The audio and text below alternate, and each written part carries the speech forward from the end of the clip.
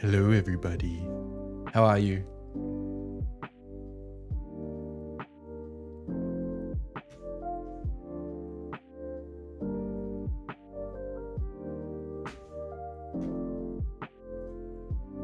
Just having some slight technical difficulties.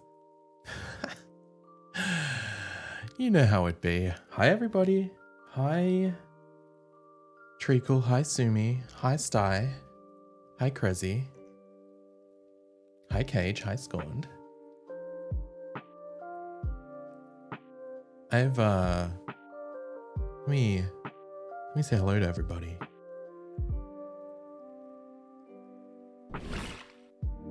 Hi, how are you? I got sunburnt, in case you're wondering. So, my face is kind of red. Welcome in. Voice is so calming. Yes, it's much more chiller than normal, 100%. Hi, Laura.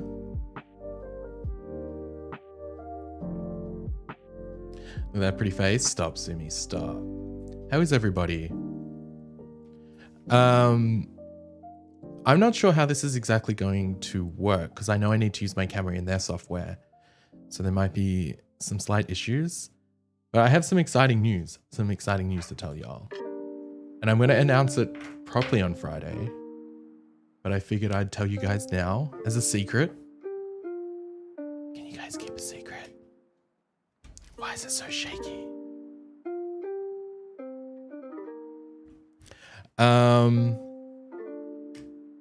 How am I going to do this? How should I show you?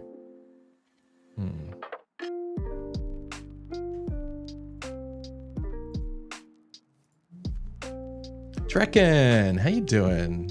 Good to see you.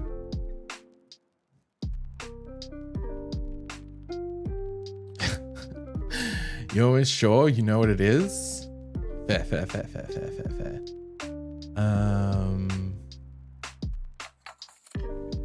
So we're going to keep it chill. I don't know how much I'm going to be able to chat with chat during the podcast, but I wanted to start half an hour before the podcast just so we could vibe.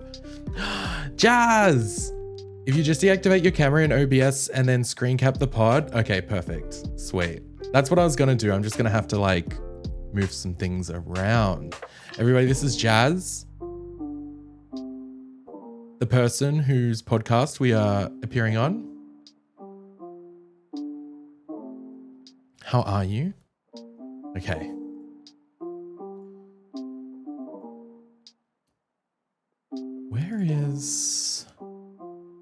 Where do they put it? Okay, guys.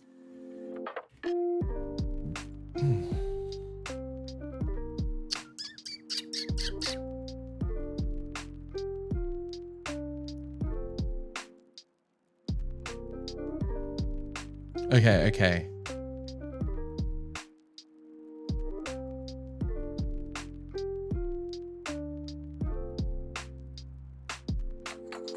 Norris Sty, make sure you take that break, remember? Okay, will this break it? There it is. We applied. We did the application. Pat yourselves on the back as well, guys. Thank you so much. You knew? How'd you know?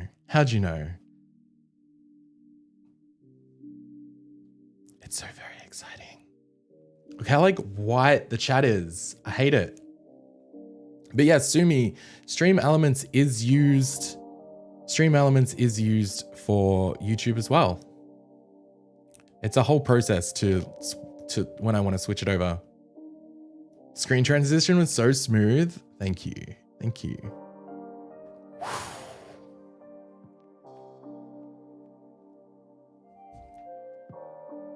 So what's everyone been up to? What's been going on?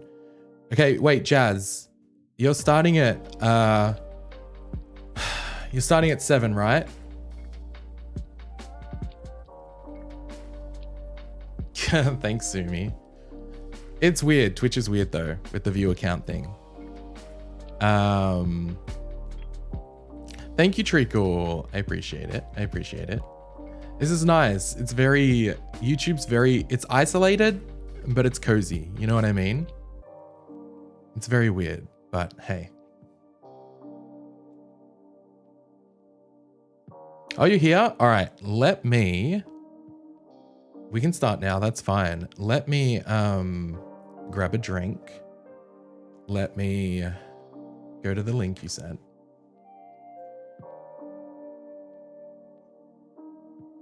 Sorry, if you're live right now, am I holding you up? That's my bad.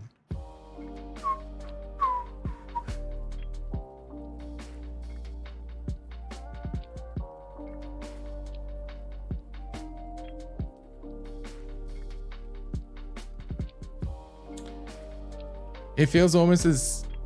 Am I frozen? It feels almost as intimate as the Discord streams. It does. It does. I heard people often get declined for the first time when they apply, but there's a... Yeah, I am 100% ready to be declined to start off. We just got to keep up the momentum, keep putting on good shows, and all that stuff. Let me switch to this. No, you're not live? Okay, cool. Shark stares intently. Shh. I just want to say I love you guys so much. These streams are for the people that want more, the people that want to be here. Releasing this as a series later on? Nice. Okay. Let me deactivate all my things.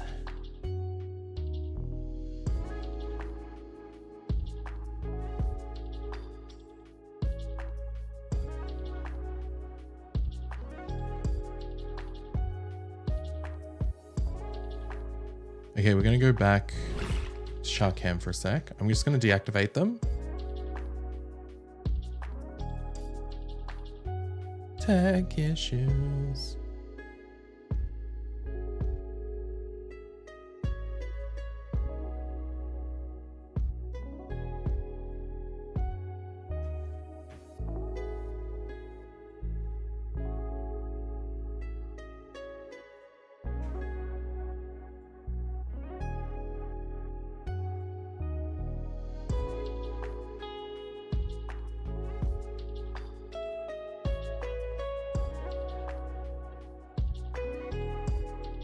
Okay, I think we're good.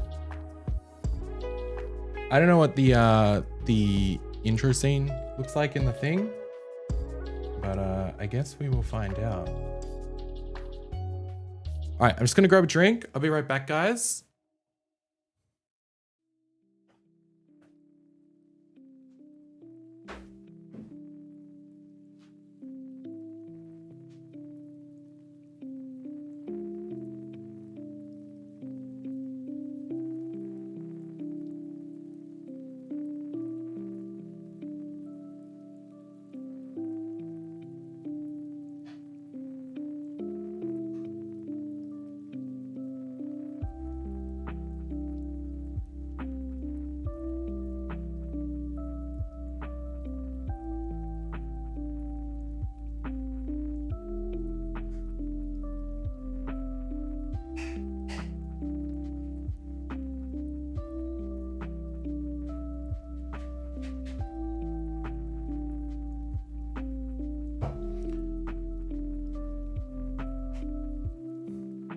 No, I'm just setting up for the thing. I'm back now. All right, I'm joining the studio. Option for headphones. I am using headphones. Okay. Oh, this is a cool setup. Hey, can you hear me? What's going on? Hey, can you just say something really quick? I'm saying g'day. Cool. Awesome. I was just making sure it was going through. Let me do the transfers. Let me get this into the thing. Not much. Just on appearing on some Legends podcast or something. I don't know.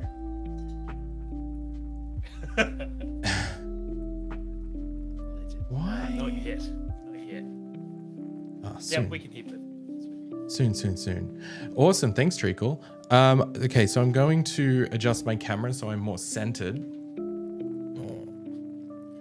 There we go. You've got a mean setup, dude. It's all right. It's cozy. I wish I could have something better, but you know, we do what we can. Let's check my hair. Okay. All right. We'll bring it back to Shark Cam.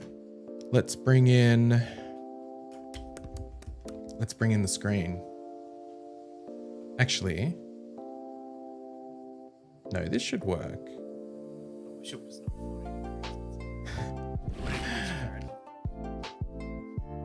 Is it cold? Okay. This is just what happens. Because I couldn't get into the studio to set up like some kind of frame or something. So Okay. All right. Live stream. Nope. I was just asking your chat what it took to become a Twitch partner. Oh, there's like, I think you have to stream like 13 on 13 days, I think have a certain amount of hours, and then it's 75 average viewers for the past 30 days rolling. Where was that last 30 days? What is unique days? Within the 30 days. Is that what you said? Like unique days? Yeah. Like within the 30 days you've got to stream on 12 different days. Yes. Ah. Yeah. And reach 75 average viewers in the last 30 days. Wow. Those are some pretty big metrics. Yeah, it's Facebook is like different they beast. don't focus on your live CC. Yeah, that They makes focus sense. on your engaged following. So what is You've got to have 3,000 engaged followers. 3,000 engaged for partnership? Yeah, for partnership, you've got to have 3,000 engaged followers. So like people commenting or reacting, tuning into the live streams, and like or being involved. Yeah. Okay. Hang on, is there a way that I can control your voice? Do you need me to turn down? What do you need? No, louder, Louder. Okay. I think. I'm just Is wondering. this better? Is that better, Am I guys? peeking out now? Little bit. I was just wondering if there was a place on here that I could. Yeah, I'm just adjusting it at the moment. That's okay. How am I sounding now? Sounds Am good. I still too quiet? Is that all right, guys?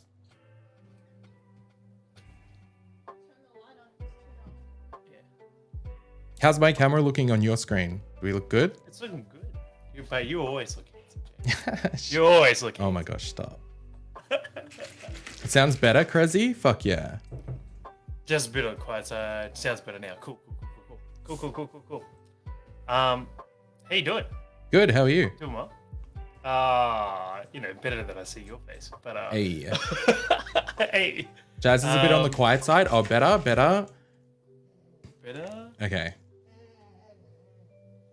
Sounds better. Cool. We're just two Aussies chilling in a room. That's right. Um So for those that don't know, Jazz is a Facebook streamer. And I feel like a lot of the people in here are more familiar with Twitch, less so YouTube, even more less so Facebook. Yeah, Facebook. Oh, interesting. Hi, Mel. Sneaky YouTube stream? Yes, let's go. I when you start your podcast and you go live, I'll try not to like talk to chat or anything like that because it's your show. No, it's cool. So usually what I do is the first like half an hour, like 30 minutes, we'll do like a kind of like a back and forth interview. And then I actually encourage the chat like towards the end, like do a Q&A. If you want a Q&A, like ask questions, shoot away. Yeah. But for the first like half an hour to 40 minutes, like we'll just be chatting. You guys can zone in and listen and whatnot. Easy. I think when I said you were too low, I think that was me not having you up on my system loud enough. So I think you're gonna. Yeah, I'm too loud. No. Oh, okay. Maybe a little bit down. Sorry. Maybe a little bit down. Hold on. Yes. Hi, Guna. I'll bump it down. Hi, Mel. How am I now? You sound great. Great. Cool. What kind of mic do you use, Shark? I use the Elgato Wave 3. Oh, yeah, I know so many people who've got that. Got the Wave.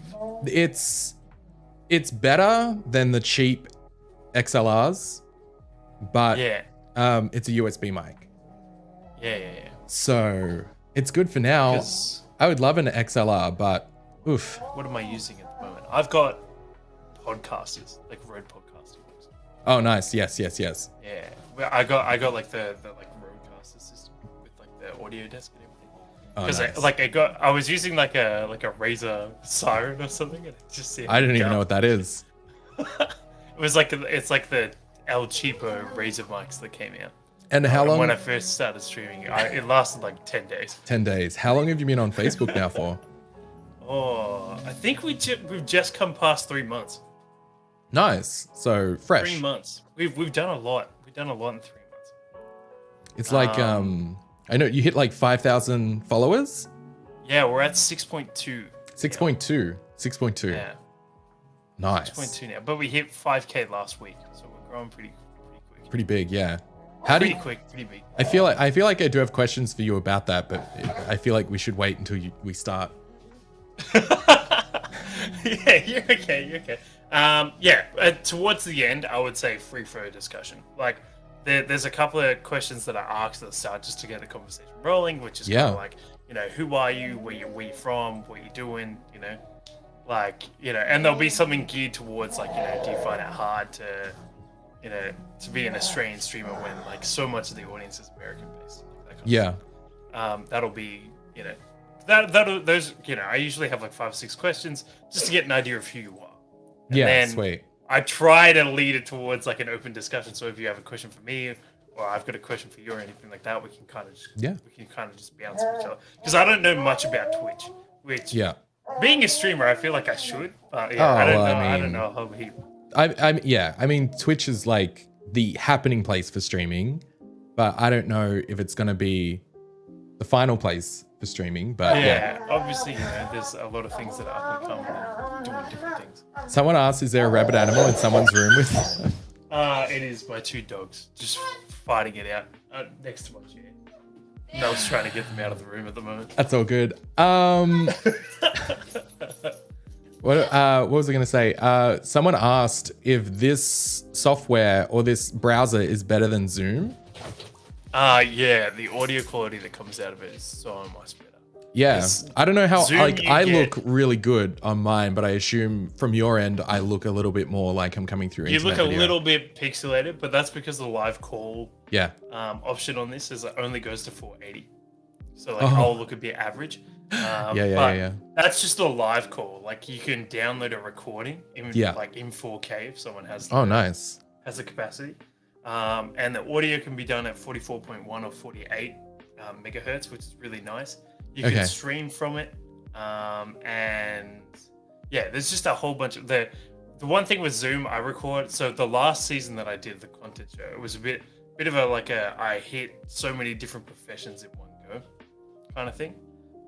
Because the reason I started the show was well before I started streaming was I got offered a job as a content manager and then ended up doing 3.5 months of graphic design, which are not the same job. No, but they'll fit everything they can into one role. Yeah, 100%. But I literally just became a graphic designer for 3.5 months. Yeah, there's someone in my community, Treacle, who is working for a company. They're getting them to make a video. They're expecting a high quality video, but it's all really bad footage, and it's like that's not their role. Exactly. And what's the software? It's Riverside.fm. Riverside. It's really good. But that's essentially what birthed the podcast. Was kind of like I got picked up for a job that wasn't the job I was after. I was like, do people even understand the difference? Like, and so I made an episode, like I think 7 or 9 episodes or something of all of these different creative professions, so people could understand the difference. Yes. Between what is a content manager, what is a Instagram influencer, what is graphic designer. Like, and it's more expensive than they think. Yeah, 100%. Always more expensive than you think. And then like, this is the loose term of content creator. Even like streamers get called content creators, which I don't mind because I think it has a nice ring to it. But Well, I called you a this content loose term creator. You're creating content. yeah, but this loose term of content creation where, like a formal 9 to 5 business just believes it's a one-hit wonder for everything arts and crafts. And you kind of just like, no, bro, that's not how it works. Sorry, I'm just adjusting my lighting. I look crap. You're okay. I look crap in every light. But yeah, so that was kind of like that was the deal with that one, was like, I made the podcast for that. And now, since I've started streaming, I was like, yo, there's not many podcasts around where people go and interview other streamers and get their stories and how they got into it, and and like all the different kind of streamers as well, I have another one lined up in a few weeks with someone else. Oh, yeah? That wants to hear, that is doing the same thing. Yeah, hell yeah. So like that was kind of the inspo was that I have a lot of like people on Facebook and that kind of stuff who actually got into streaming from like a really tragic circumstance. Interesting. Yeah, so like which for me doesn't make any sense, because when I got into streaming, it was a decision that I made. Yes. I was like, right, I'm sick of doing this shit. I'm going to do this shit instead. No, that's cool. Whereas I know a lot of people who have like, just kind of fallen into it. But it's been like, like there was one guy who's a musician who needed to, he needed to make another income. And so he was like, I'm going to start streaming. And I was like, that is like, I would never think of starting streaming to become like, my second income. Like, I'm like, those are just unstable as each other. Like, hi Booney, hi Robert, how you going? Well, that's the thing. Like, I'll mention this later, like during the podcast, but I think that like streaming is going to become supplementary content for whatever you are doing. So if you're a musician, streaming is a complementary thing that you can 100%. Also do.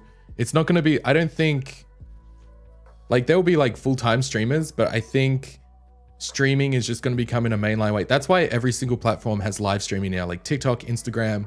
Like if you're an Instagram influencer, like you can now do live streams, and that's part of like your supplementary content. You don't need to be going to Twitch for that. Yeah. And I feel like now that it's rolling onto YouTube and that kind of stuff, give it a couple of years. Oh man, I talk about YouTube stuff all the time. But, yeah, but that's legit what it is. Like, now that it's rolling around to YouTube, and YouTube has so much other content apart from video games, like streaming will just become like you can be out snowboarding and you'll live stream you snowboarding. Yeah, exactly. That's what it'll be. That's the future, which I'm super excited about. Yes. Yeah, cool. Are you happy with your lighting? I think I am. Chat, do I look good? Does the lighting look good? We're going onto Facebook. It's scary. Beautiful. Alrighty then. So. Oh, thanks, Sumi. We'll kick off. We'll do good stuff.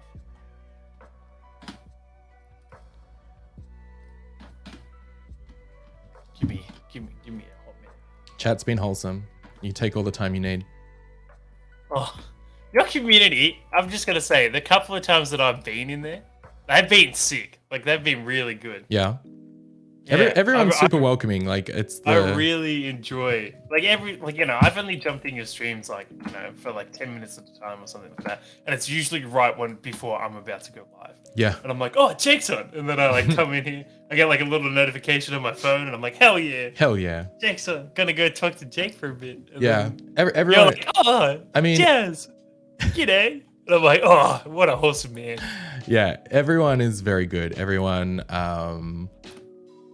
like, I feel like I put it out there, and everyone that came back in gave it tenfold back, and now we're just this #1 community on Twitch. Cute. And also, you've got quite a big following. Like, there's some nights where I'll get in there and you've got like a heap of viewers, and I'm like, whoa. Yeah, it's like I don't actually stream with a viewer count on, so I never really can see how many people are in there at one time. Oh. Crazy. For me, I mean, I don't know whether you want like to talk about it now or on the podcast, but for me, it helps with my confidence if I can't see the numbers, and then I know that if I am like streaming and I don't see the numbers, I can just continue being myself. And I feel like people have a better time if I'm just confident and know what I'm doing and I'm not being distracted or down by something. But like I tell my chat like all the time, and like it's true, like the numbers are important for growth and like for making partner and stuff like that, but like it's always secondary to the people that are there. At the end of the day. Like if there was like 3 people in my chat and they were talking, you see it with like some like smaller streamers. Sometimes they look a bit angry. They're like, oh, no one's here, blah, blah, blah, blah. It's like, well, what about the 3 people that are giving up their time to watch you? Like, you're live, they're there. Like anyone who is in your chat, and they are vibing out and saying g'day, awesome. I mean, on Facebook, viewer count is a bit different in the way that usually you have people come in for like a minute at a time. So, you know, like one moment, I think, what's the biggest stream I've done at the moment? Biggest stream I've had is I had just under 100 people in my stream at one time. And that was when I was playing like the Battlefield beta or something. And I know that like Facebook will push like a lot of people to you as well.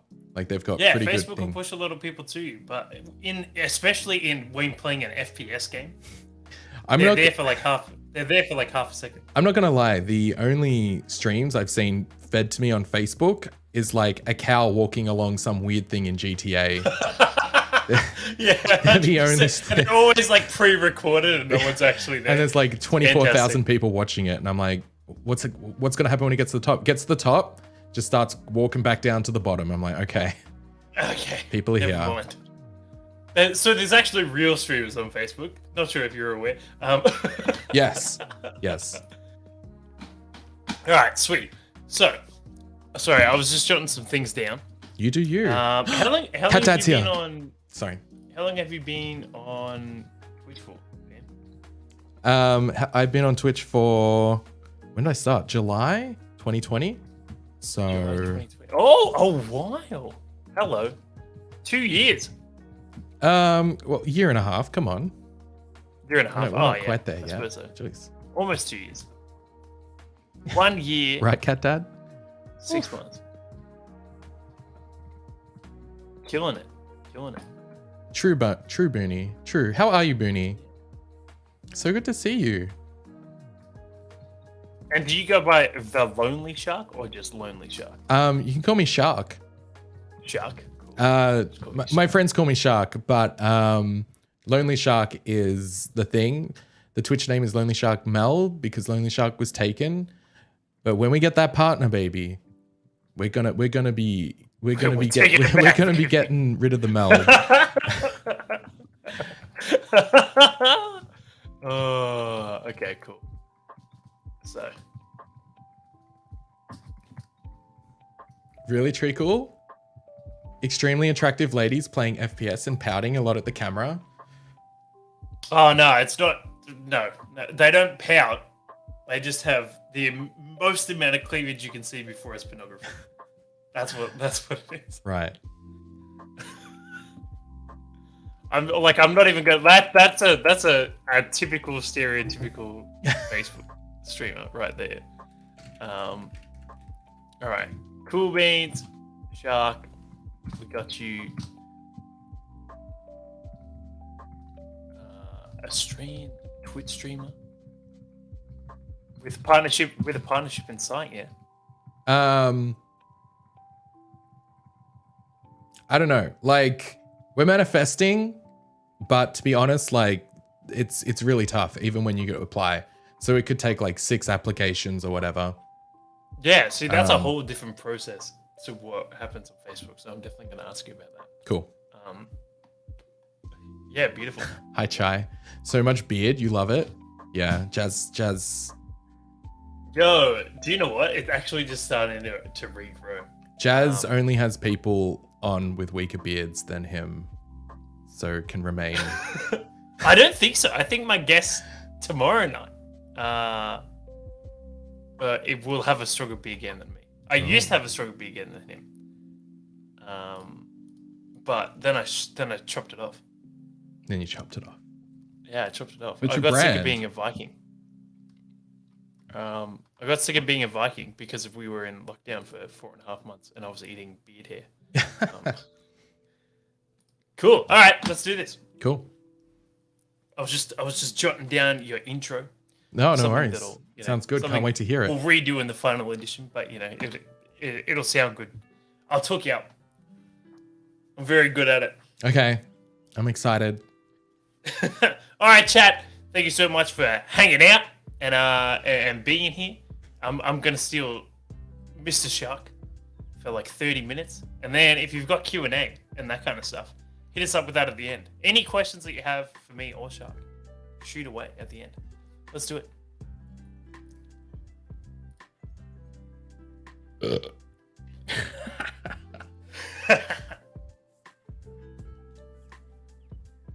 G'day, contenters, and welcome to another edition of our Season 2 streaming podcast.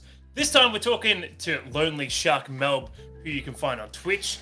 He goes by Shark, and he is an Australian Twitch streamer with a Twitch partnership in his site, with, coming in with big numbers, big viewership. We're so excited to have him on the show. He's been on Twitch for 1 year and 6 months. He started in July 2020. Please welcome Shark. Hi.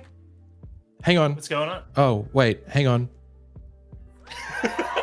I don't know if you can hear it, but there's cheering happening right now. No, I can't hear it, but it's okay. We'll just do it ourselves. What's going on, man? How you doing? Good. I'm good. Just vibing. Got invited on to some Weirdos podcast. Oh, wait. Fantastic. So I suppose we'll kick it off with where did the inspiration for Lonely Shark come from? I got MBN. Oh, no, wait. Sorry, I thought you said streaming. No, your name. Where did Lonely Shark come from? Lonely Shark.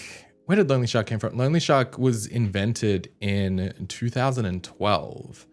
I just got like a new camera and stuff, and I really wanted to do band photography and band shots and stuff like that.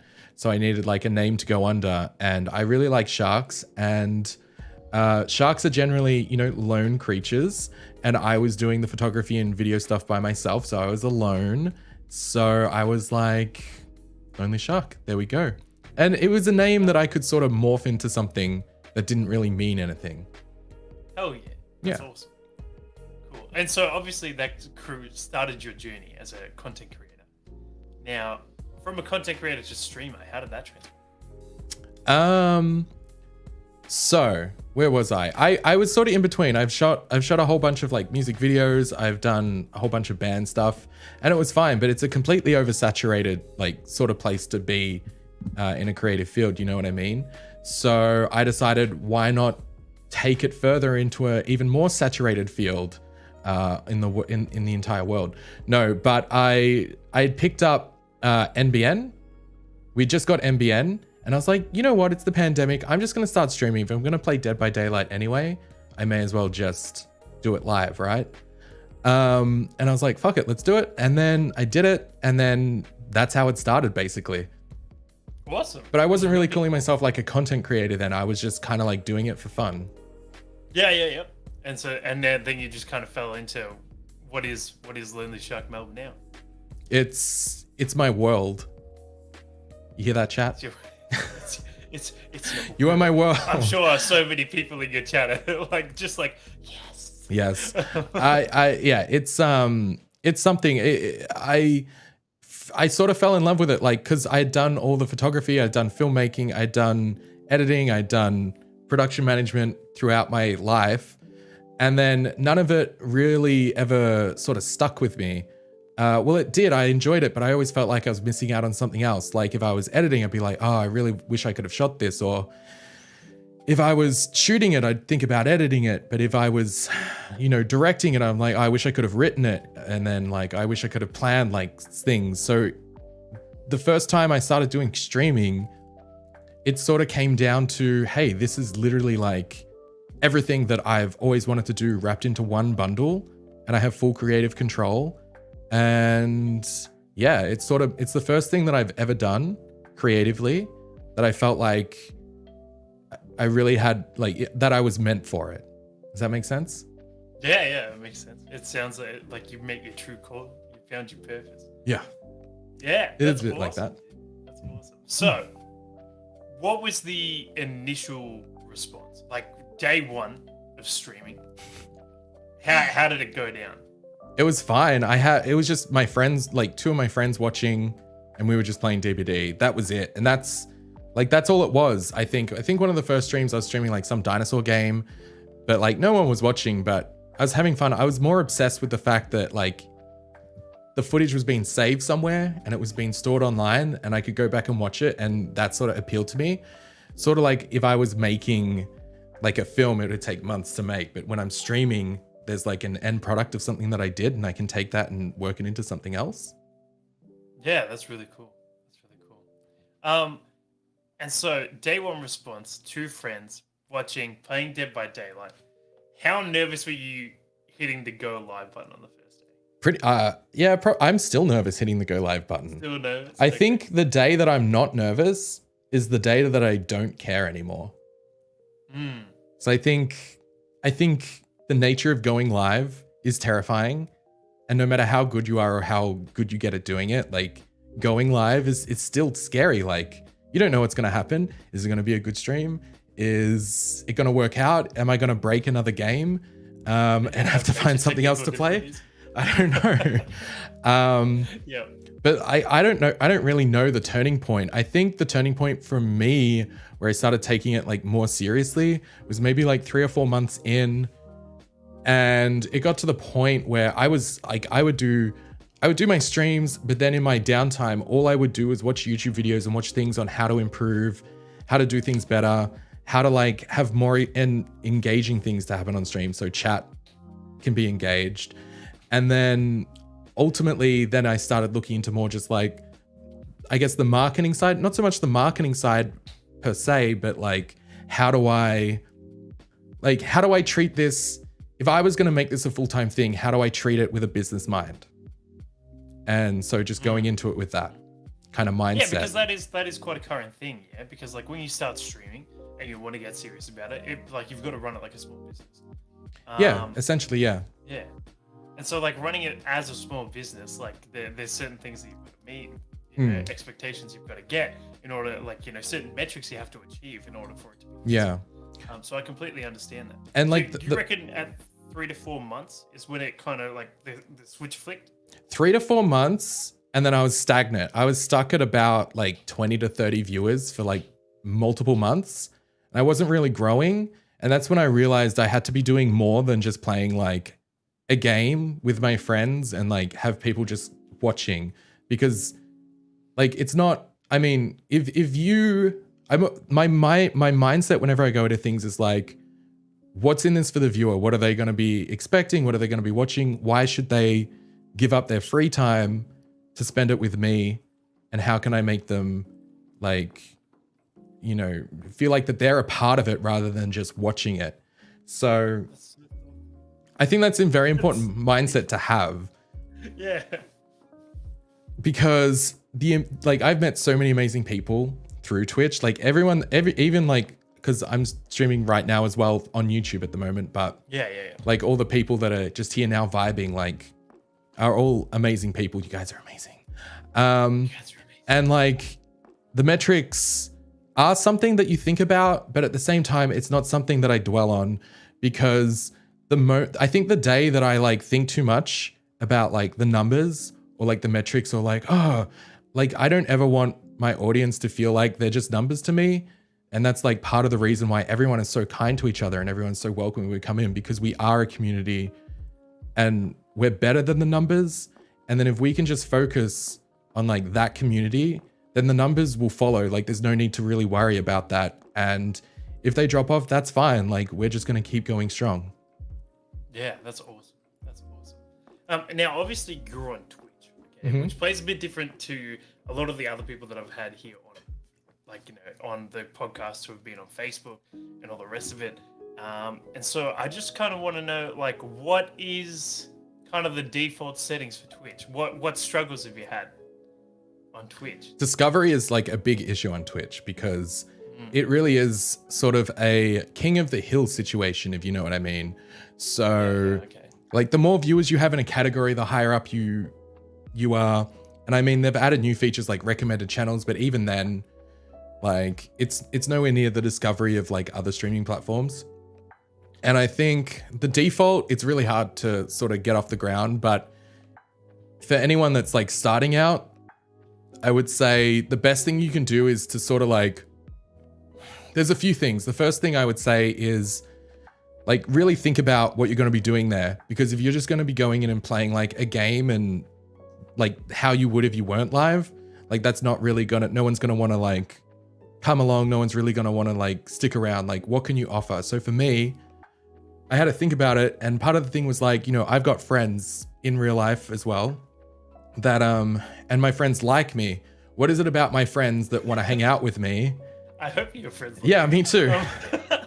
I'm like, what is it about my friends that wanna, what do they like about me? Yeah. So with that in mind, I'm like, what can I bring to a live audience that is with my friends? And part of that is like, obviously being yourself is one thing, but when I'm live, I kind of act the same way that I would around like my best friends. Like I'm just very open. Being hella authentic. Yeah, but like of course, when you're live, you're always like taking it up a little bit as well, like because you've got to turn the energy down a little bit. Yeah. So, but also when I'm hanging with like my best friends, I feel like the energy can be like that, especially with you just hanging around and having a laugh. So that's the kind of energy I like to bring. And just like I always hate it when people come into a new group or something and they feel like they can't talk or anything like that, because generally I find I can get along with pretty much anybody, but I'm also just very like open to hearing about somebody or like what they want to say. So, I mean, my experience, especially like in high school, it was always very awkward, like, you know, meeting new people. So I try and like just remove that awkwardness as much as I can, because sometimes people just want to hang out and just want to like share themselves. I don't know. Yeah, cool. So if we take a flashback look, what was the first time that you heard about streaming in general? Streaming? I don't know. I don't think I was really watching any streamers. I used to watch one streamer like years ago, but it was just like for the sake of watching this other Aussie guy that was online. But other than that, like I just never really had an interest in watching streams, because I was more traditional in the sense of like, no, I'd rather watch a movie or a TV show or something curated, because I never really understood, I guess, what streaming was back then until I started to do it myself. Yep. And so through, you know, discovering what streams are and that kind of thing, do you now spend more time watching streams now that you are a streamer? Yeah, because like I like to, part of the thing I like to do is like, especially when like there's people hanging out in the community and they're streaming, I like to try and like stop by as many of their streams as possible and just show a little bit of support. Like it can be hard because like there's so many people that stream as well. But like I always tell people, like if you want help or advice on like what to do, or like just inspiration for like taking content to the next level, you can message me. If you want help figuring out how to do a cool technique, like just let me know. Like I don't want to, like everything that I learn should be shared, because I learned that stuff that I learned through people sharing things online. And holding stuff in is it's pointless. There's no point gatekeeping something or like gatekeeping an idea, because it's just, I don't know, it's cringy. It's like, I'm not better than anyone else, you know what I mean? And like, I got to where I was because I was following advice on others and taking things that others had done and making it my own. So for me, if I was to feel successful about what I was doing, just the fact that people would feel good enough to come to me and ask me about something, or be like, hey, I want to do this, do you have any ideas? Like, to me, I'm successful if that's what people are doing. Yeah. So there's still like that huge focus on community with Twitch as well. Oh yeah, I mean that's the thing. Twitch has culture. Other streaming platforms don't really have a culture. YouTube's trying to build that culture at the moment by taking streamers from Twitch and building their own culture. I think they're probably like a year or two away from really becoming like a place to be for live streaming, but it's definitely going to get there, because how many people are on Twitch? Does anybody know? I think it's like 8 million? 8 million? Yeah, like something like that. Some ridiculous ballpark figure. Which is huge, right? 8 million people, but Twitch is very, very small. Like think about it, when the numbers got leaked of the earnings for Twitch streamers for the past 2 years. And it's 2 years as well. Like some of those streamers you would think, yeah, they'd be making bank. And then you look at like what they're earning over 2 years and you kind of like, it's not really that much. Like if they were on YouTube, they'd be earning so much more. Yeah. And then the other crazy thing is, you know, and that's like the top 10 or the top 100, and there's 8 million others. So like streaming can be tough. Yeah. Well, I heard a statistic the other day that was something like, who was it from? It must have been from like Stone Mountain or Snoopy or something like that. Yeah. And he was saying that if you've got 6 active viewers on Twitch, you're automatically in the top 7%. Yeah. Yeah. And I was like, that's insane. There's a lot. Like, it's hard to break through. And I think that's where YouTube's going to really come through, because once YouTube adds things like gifting subs and raids and stuff like that, which they've already announced that they're adding in, think of it more like literally if Twitch is the king of the hill, like the more viewers that you have in a category, the higher you're going to appear on top, the higher you're going to appear on everyone's lists. Then YouTube's going to be, I mean, okay, 8 million users on Twitch versus 2 billion users on YouTube. 2 billion users. 2 billion. Yeah. So how crazy. Literally it will be, and their algorithm for discovery is like immaculate. You'll find what you're looking for, you know what I mean? So if you're putting in the work sort of on YouTube and stuff like that, and, you know, doing just as hard, I think you'll do really well on YouTube successfully. Like it'll be more about finding your audience than being the top of the 2 billion. So if you are just, you know, doing your content, the people will find you naturally. And you'll have enough of an audience to be able to have it as a full-time job, but you're not going to need to be constantly stressing about being on top or having like the most views or something like that. Yeah. So do you feel like there's a lot of pressure in Twitch for being on top or being the best? Sometimes a little bit, yes and no. Like for example, I always worry that, you know, because like, you know, whether the numbers matter or not, like I'm doing quite well at the moment, but it's like, what if January comes around and it just drops off? And then are people that are my peers going to think that I'm a failure? Or am I going to be judged in that way? Because it is quite like, what am I trying to say? Like it's Twitch is a small place, but yeah. Like when you look at the numbers of like, you know, the people who access Facebook every day. And that's the thing. Like with Facebook, I feel like it's awkward going into a live stream on Facebook and it's your real name and your profile. Yeah, I suppose so. Because I started on Facebook, right? I didn't have that issue. Yeah. Because I never knew any other way, right? Yeah. Because like I'd barely been on Twitch. So when I went onto Twitch not too long ago, like for instance, being in your streams and a few other streams and like that kind of stuff, and I'm me having a username and like it's just colors in the chat. Yeah. It all seemed like a little bit crammed, and I didn't feel like I had any personal connection with people. Yeah. Because I wasn't saying their name. I didn't see their faces. Like I thought it was just a little bit odd. Yeah. Because on Facebook, the community building is because like you are on your personal account. Like I mean, you can make a gaming page and that kind of stuff. Yeah. You don't want to reveal your identity.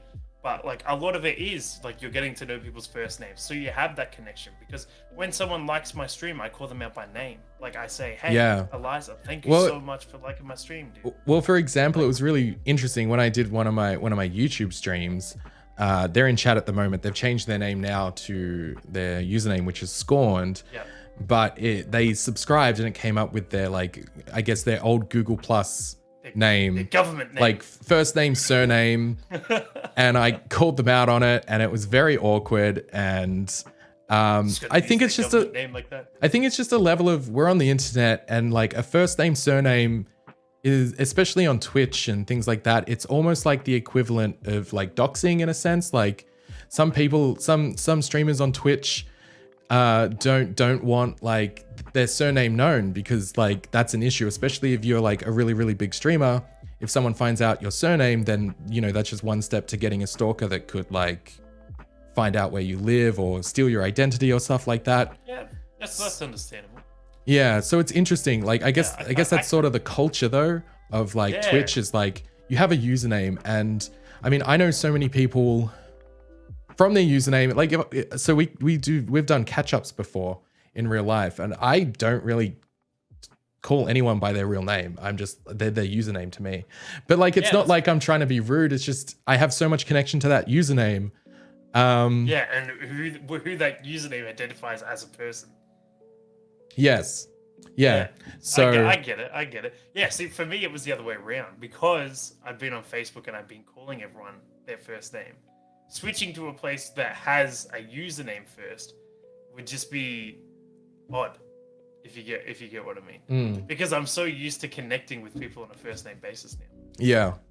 I mean, there's features you can do to add in a name if you want onto Twitch that only you can see when someone comes in. Or if like I need to remember there's a certain way to say something, I can edit a name on my end so it shows up like that. Oh, see, that's really cool. Yeah. Cool. But I definitely, I mean, that like when I visited your stream and I had to talk with my real name, part of me like didn't like it. And I think part of the reason is like, cause it's on Facebook and there's just so many people that I have on Facebook that it's like that I wouldn't even really consider like people that I talk to or hang out with anymore. You know what I mean? Facebook's such a place of just like, what's that person up to today?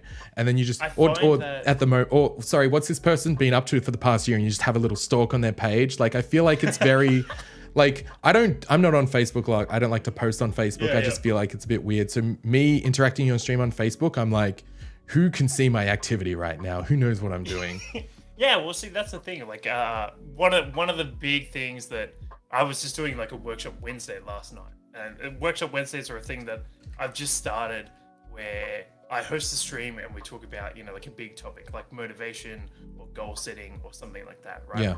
And it's literally just for my community, and I'm just sharing my experiences with, for instance, like with Tuesday night we did motivation and drive. Yeah. Because it was like the first one we've ever done. So I was just talking about my motivation, my drive, and the examples that I have to like try and help others. Yeah. And so, it was really receptive, but at the same time, like, there was a fair few new people in there where I was like, hey, if you've got a goal or something like that, share it with me, like let me know. And then I was like sharing that out to my personal page, and I knew that a lot of people from my personal page clicked in. Yeah. And so one of the topics that came up was with my stream, if I'm not willing to share that to my friends and family, like if I'm ashamed of it, or like if my content isn't at that bar to share with my friends and family, am I doing streaming right? Well, that's the thing. I think you've got to really think about like the content that you're making to the point where when you're sharing it out, like you've just got to like you've really got to just think that like, yeah, my content's good. Like it, and it's a hard thing for a lot of people, like especially me as like a filmmaker and stuff like that. Like, hey, I made this film. People look at it like, well, it's really good. I'm like, it's kind of shit. You know what I mean? You're always your own worst critic. But if I can make extra content outside of streaming, or take content that I made in streaming and put it into a TikTok or make a YouTube video and then share that around. And then if I'm watching it, I'm like, fuck yeah, this is sick. I'm like, if you can believe in your own content in that way, I think it makes such a big difference to what you're putting out. And I think people can sense that as well. Like if you're confident about your own stuff, then people are like, well, maybe I should give this more attention. Because again, if you're out there being like, hey guys, I'm streaming, come by if you want. I don't know what we're going to play. I kind of suck at this game anyway. It's like, why do people want to come to that? Like, you know what I mean? Like, unless your content is, what can I say? Unless your content is about you being bad in an intentionally funny way, then sure. But when, people are like going live, don't know what to do, just going live for the sake of it, it's kind of like, what's the incentive? You don't have a plan. What are you doing? Yeah, what's the incentive for people to come if you don't care about the content? No one else is going to care about the content. Yeah, and so that was the thing was, it's, I'm proud enough of the stuff that I'm putting out. And I think that is for the sole reason of, because I've already been a content creator and because I've already made a bunch of stuff, like I had a certain level that I needed my stream to be at before I started sharing it out with anyone. Yeah. And then when I achieved that level, when I got to that level, I was like, yeah, this stuff is sick. Yeah. But when I first started streaming and I was like, still finding my training wheels and that kind of stuff, like I had a group of close friends supporting me, but I wouldn't share it out to like my Facebook page or anything like that because Yeah. it wasn't ready.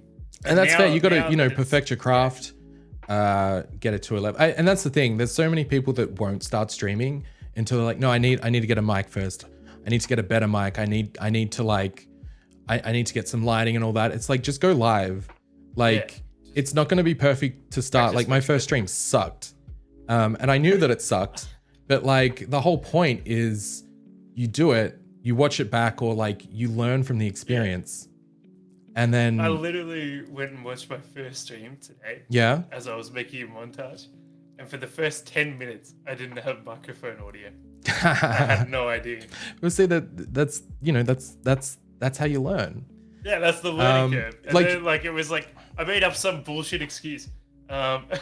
If you're gonna go live and expect it to be perfect, or like only thinking you're gonna make the perfect stuff, then like what's the point of continuing? You know what I mean? That's gonna be some big heartache. If I'm not growing as I continue streaming, then I'm like, for better words, I guess I'm dying because I'm not putting any creativeness into it. Like, exactly. And then, part of the fun is as you stream with the community, you end up, making new things based on with the community that are sort of like, I guess, in jokes and things like that, which where you make like creates a culture. You're like, yeah, let's check this little upgrade that I made. But I What do think, you think about it? So do you do anything outside of Facebook? Do you take that content and put it somewhere else? Yeah, so I feed it a lot into like Instagram Reels. I've done a little bit of TikTok, a lot of stuff, a lot of big announcements and that kind of thing. Yeah. On Twitter, and I've just started moving things on YouTube. Yeah, so it's sort of like one thing that I sort of learned was, you got to think of your stream, because your streams get saved right after they're done.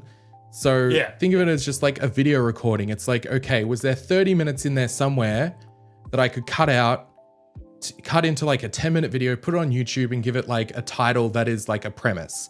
You know what I mean? It's more about like a premise now. So, like, let me think of an example. Like, let's say I had this is a really bad example, but let's say I was playing a really tough game and I was stuck on a boss for like 30 minutes and it was just fail after fail, but like there was a lot of funny interactions and stuff like that.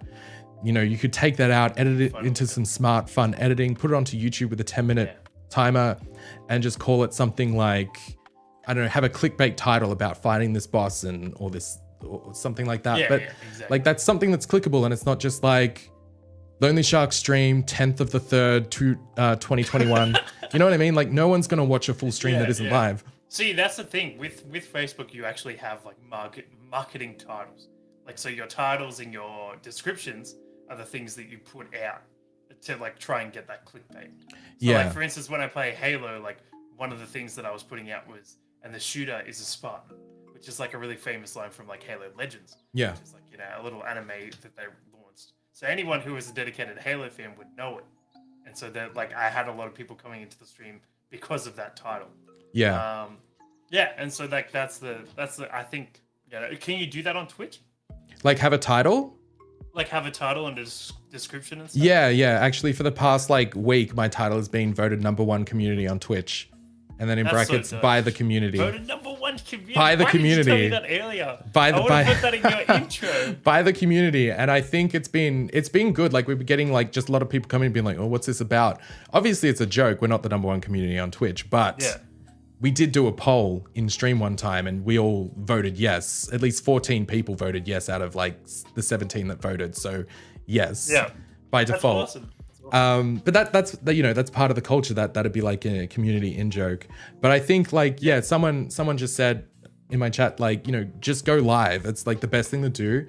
You'll find your feed as you go live, you get that confidence. And then as you build confidence, start to like finesse who you are and what you want to do. Practice makes perfect. Like, and if you're not practicing, like, then you're never going to get any good. And here's something that has been blowing my mind recently, but I sort of knew going into it. So like I post consistently on TikTok at least 3 to 4 times a week. I try and post to TikTok. Some stuff goes like relatively viral. Some stuff doesn't really do that well. But the point is that, you know, I've been doing it consistently for maybe a year now. Maybe a little less.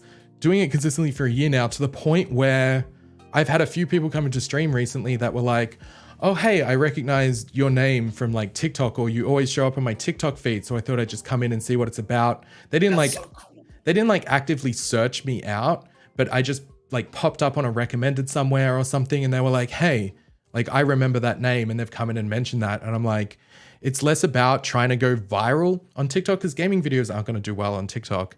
So it's less about going viral and more about recognition. Yeah, just like being consistent enough. It's like seeing an ad over and over and over for like a TV show or like or like a Big Mac or something, and then like I'm gonna go watch that. You drive past McDonald's and you're like, oh, I've been seeing that limited edition burger everywhere. I'm just gonna go in and see what it's like, or you know, or maybe I should watch this show. I've seen it like fucking everywhere. It's just kind of like it's you know, getting your brand out there essentially. And I think more people like this, as soon as like, I mean, anyone that's streaming should seriously just think of what they're doing as like a brand thing. Like if you're streaming and you want to like take it seriously, it's a brand. So like everything that you're doing and everything you're putting out line should be there to help bring people back to your brand and create that brand recognition. Yeah, so that's exactly what I'm doing with Jazz the Entertainer, is I'm making it a brand. And I've already got like the next step in the brand. But it's still quite a while off. But yeah, I literally brand everything. Like I changed my Instagram handle, everything like that. No, sorry. I named the page after my Instagram handle. That's what happened. Nice. So that, you know, the following that I had on Instagram would convert over Facebook and vice versa. And so I really do think of it as a brand. Also because I personally see streaming as a means to an end. Like it's a place to go from kind of a nobody to a somebody if I get to that value fast enough. Yeah. You get what I mean? Yeah, 100%. I think that's the other thing. Like, I mean, we can talk about expanding out to different platforms and all that stuff. I mentioned to you earlier, I was like, if everything you do is on one platform, like if everything that I did was solely on Twitch and I didn't have any recognition anywhere else, what happens if you get banned? And like what if Twitch banned me? Like so many people lose their accounts and sometimes they don't even know why. And like Twitch, especially if you're like a small streamer, like they're never going to respond to you unless you cause a scene big enough online or on Twitter. But it's like, if Twitch were to ban you tomorrow, what would you have to show for your work as a content creator? And if there's nothing, like, I think you should probably think about expanding out and putting it out further. Check. Yeah, because like, I mean, I've been consistently trying to make content for YouTube. We're at the point where we're at over like 500 subs now, which for me is huge because like that was just built through gaming and stuff, which, you know, isn't really a thing that does well on YouTube anymore anyway. But at least if I was banned on Twitch, I could be like, okay, I'm going to double down, do some more YouTube stuff, focus on this stuff. My career essentially isn't over if I got banned on Twitch. Whereas I feel like a lot of people that put it all in one basket, it'd be like, what do I do now? You'd have to start from scratch. It's all gone. Yeah, that's fair. Question, career-wise. You brought up career. So career-wise, being an Australian streamer. Wait. Yeah. Do you find it tough? No. No? No. What advantages / disadvantages do you think being an Australian streamer brings versus like, because I find that streaming is a very heavily American thing, especially on Facebook. Yeah, I think my community is very mixed. Like we have people from Australia, we have people from America, we have people in the UK, people from like Germany and stuff like that, and I'm proud of that. Like it's nice to have such a diverse community. And when I check the Discord and everyone is like sharing things that they've made or like things from their culture or like food or stuff like that, it's so cool. Because like, even though sometimes I don't get a chance to like really get into discussions on Discord, I get to see all these things happening and I learn so much every time someone posts something about Dutch ovens. Yes, there's Dutch ovens too. But you know, so I would say it's not hard. Like Twitch, I would say Twitch is its own country in a sense because you're a citizen of Twitch. You know what I mean? Like the different countries aren't really seen as like different countries. Everyone on Twitch is a Twitcher, I guess. Is that what they're called? Anyway. That's cool. But you know, I'll have people come in, they get really excited that I'm Australian. I'll have other people come in, they're like, yeah, Aussie gang or Melbourne gang. And I'm like, yeah, let's go. And I think the time that I go live is a decent time for like a lot of the world. Like generally UK, Europe will be waking up and I'll be getting like people in the US that are like getting ready for bed. So it's a good sort of time when I go live at like 5 p.m. I do end up with like a lot of people that, you know, they say, oh, I'm so tired. It's almost like 4 a.m. and I get really worried. I'm like, seriously, like, please go and get some sleep. Like your health is more important than this stream. You know what I mean? But, yeah. And like, I mean that because like part of me feels responsible if they're like staying up and watching. So yeah. So no, I would say it's not hard. I'd say everyone's basically level no matter what country you're from. That's super interesting because obviously from like the Facebook's standpoint, right? Facebook gaming blows up. Yeah. Like American nighttime. Yeah. Right? And it's had a really big advantage for me going live at Australian nighttime because I catch a lot of people that wouldn't necessarily be around otherwise. Yeah. Right. And then if I'm on late enough, I catch the American audience when they're waking up. Yeah. So it's really good for me because I'm not getting held up by like some massive creator that's stealing all of the viewers. But at the same time, like the platform is kind of like on the low dim setting of your home theater. Yeah. Because everyone else is going to bed. Yeah. And it's really divided. It's interesting that you say that though, because I feel like the term stealing viewers, I think is a term that doesn't exist because no, probably not. They would go to someone else's stream. Yeah, but that's the thing. Like, if you know people were choosing to watch someone else over me, like that's fine. That's their decision. But then also it's like, well, you know, that's also on me. Like, what could I be doing better to hold people's attention more? So if people are going to watch someone else instead of me, that's fine. Like, there's no obligation to watch me whatsoever. But I'm here. Like, even if I'm live and like there's no one here, like there's some people come into my stream and they're like, oh, I'm so sorry that I'm late. I'm like, you're not late. Like, don't ever feel like you're late to a stream. You know what I mean? Like it's your time. And I'm here if you want to be here, basically, but never feel like that you have to be here. Never feel like I'm going to be like, oh, this person wasn't here for like the last 2 streams and I'm mad at you. Like, that's just so dumb.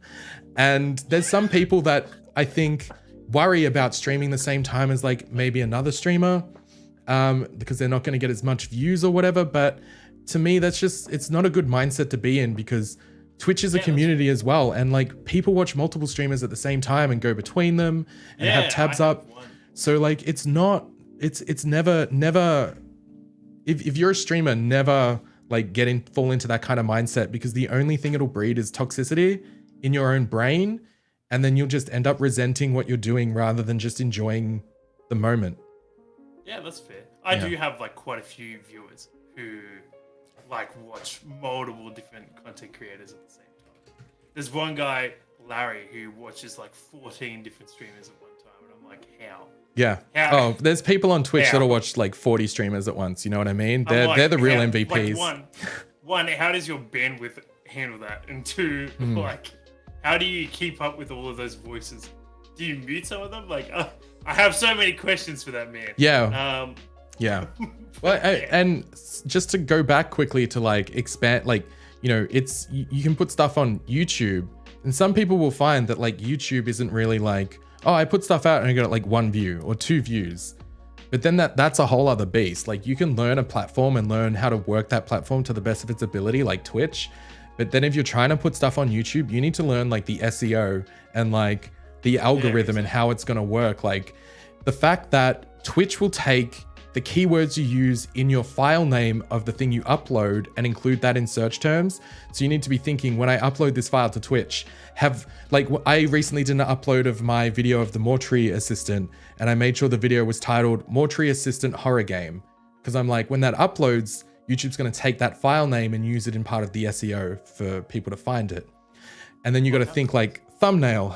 You've got to really do something sort of bold that sticks out. So for me, I've actually stopped trying to put my face in a thumbnail, because if I'm trying to reach a wider audience, no one is going to see my face and recognize me to the point where they're going to click on it. They're just going to see my face and think, some guy I don't know, I don't care. But if I make it an appealing thumbnail, and someone's like, I don't know what this is, I don't know who this is, they just click on it, then there's a bigger chance they're gonna come through, watch it, hit subscribe, like what they see, you know?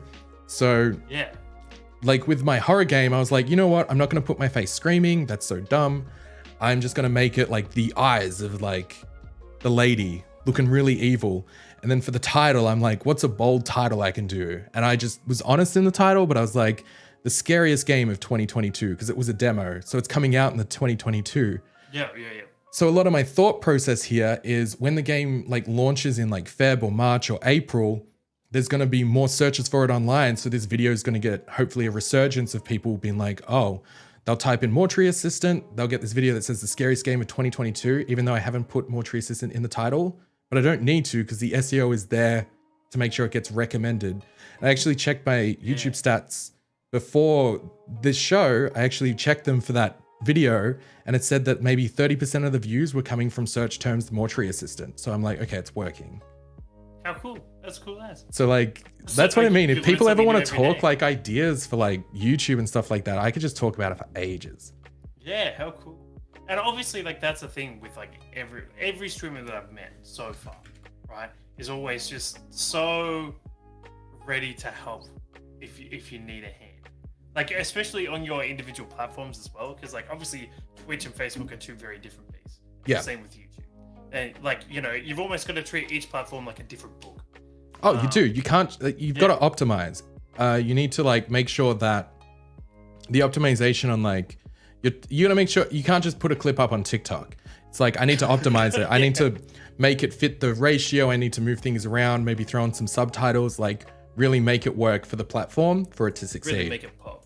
Yeah, and even then, like you need to be adding in like the features of that platform, like the text to speech, because TikTok is going to push something that has its own features on it more than something you just went upload, send. Yeah, exactly. So like when you're doing like Instagram Reels, for instance, like 50% of Reels are discovered by the sound alone. Yes. Like, so you got to use the sounds that are already in the system, unless you've got something that's like, you know, next level and, you know, that original sound's going to take off. But no one has magic wizard powers to understand where that's going to. Yeah. But it's always growing. It's always expanding. And that's part of the reason why I love it. Like I can just like stay up for hours in a night, just watching videos and learning and observing. Like there'll be times before I go live where I'm watching like a video on just how to do things better, or like techniques that I can do, just because I know it amps me up before I go live, because it inspires me so much. Yeah. That's awesome. So, Jake, this brings me to... Oh, I used your government name, so sorry. That's okay. I think people know me as Jake. Yeah. Shark. Yeah. My final question for this evening is, do you think streaming has made you a better person? It's given me like more confidence, 100%. And it's made me think more about the people watching me, if that makes sense. Like, every time I'm live, like there's so much going on. My brain's all over the place. I'm reading chat, especially at the start. And I'm just thinking like, you know, everyone that's replying, I'm always kind of like trying to keep everyone in mind, trying to make sure that I answer everyone as well.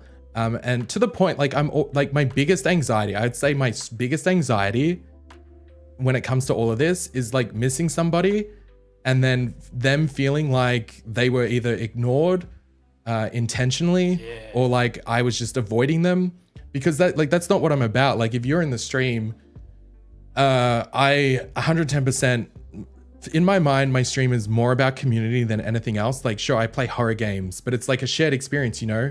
I'll pause that game if we need to talk for like 5 minutes about something. I know that everyone's not there to necessarily watch the game, but like I built the community. I started off building the community, and then from there, I really feel like the community are starting to like build themselves as well into something bigger.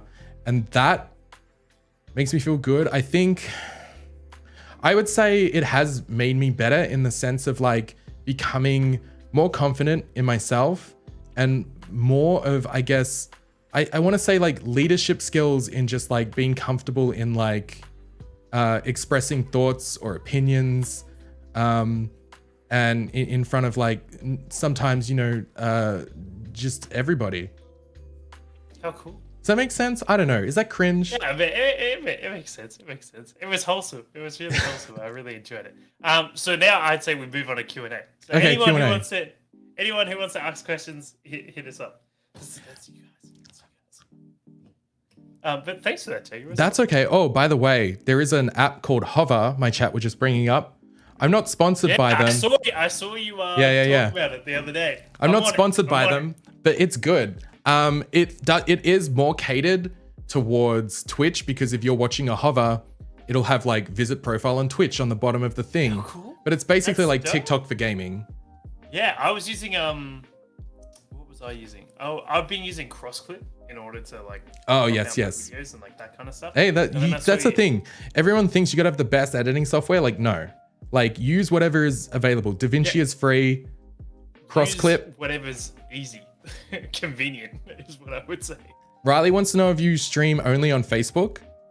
At the moment, yes. Just streaming on Facebook, but I have content everywhere. I feel like my chat would have a lot of questions about Facebook streaming. Yeah, go for it. If you've got something, then hit me up. Scorn feels like it's best that they don't ask any questions. All right, Scorn. I'll just head out. No, that's just Scorn saving themselves from being banned. Yeah. If anyone has any questions from my chat as well, Shark knows. I know, because I know you. Are there any emotes on Facebook streaming? Yeah. Do you have emotes? What do you mean by emotes? What do you, like? You know, like if you come to my stream, there's like custom emotes that I've made, or you can hire people to make for you that are unique to your channel. Yeah. So that happens where you get supporters. Once so you need to like reach a certain level. Stickers. Yeah, you got to reach a certain level. Oh, okay. What we do have is like I've got like a bot in my chat where you can do like sound effects and like that kind of stuff. Yes, me too. Yeah. They're so cool. Do you use like Stream Elements? Or do you use a Facebook at the moment, thing? I'm using Streamlabs. Oh my god, we need to end this call right now. I'm sorry, you're cancelled. Sorry, man. No, it's fine. But I am looking to transition over to Stream Elements. What levels are there on Facebook, like in terms of the... Oh, yeah, okay. So the framework kind of goes, like when you first start out, you're just a video content creator pleb. And then once you get 100 followers, you enter the level up program. Yep. It's kind of like Twitch affiliate. Okay, so you can start getting like paid stuff, like paid features that pay you. Monetize. So you can monetize. Stars is the first thing you want.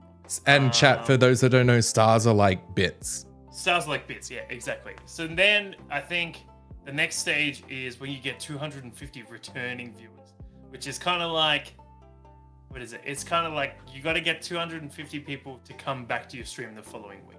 I've got to view it for 60 seconds over a 2-week period. So it's really, it's pretty tough. Yeah, 250. I mean, yeah. Yeah.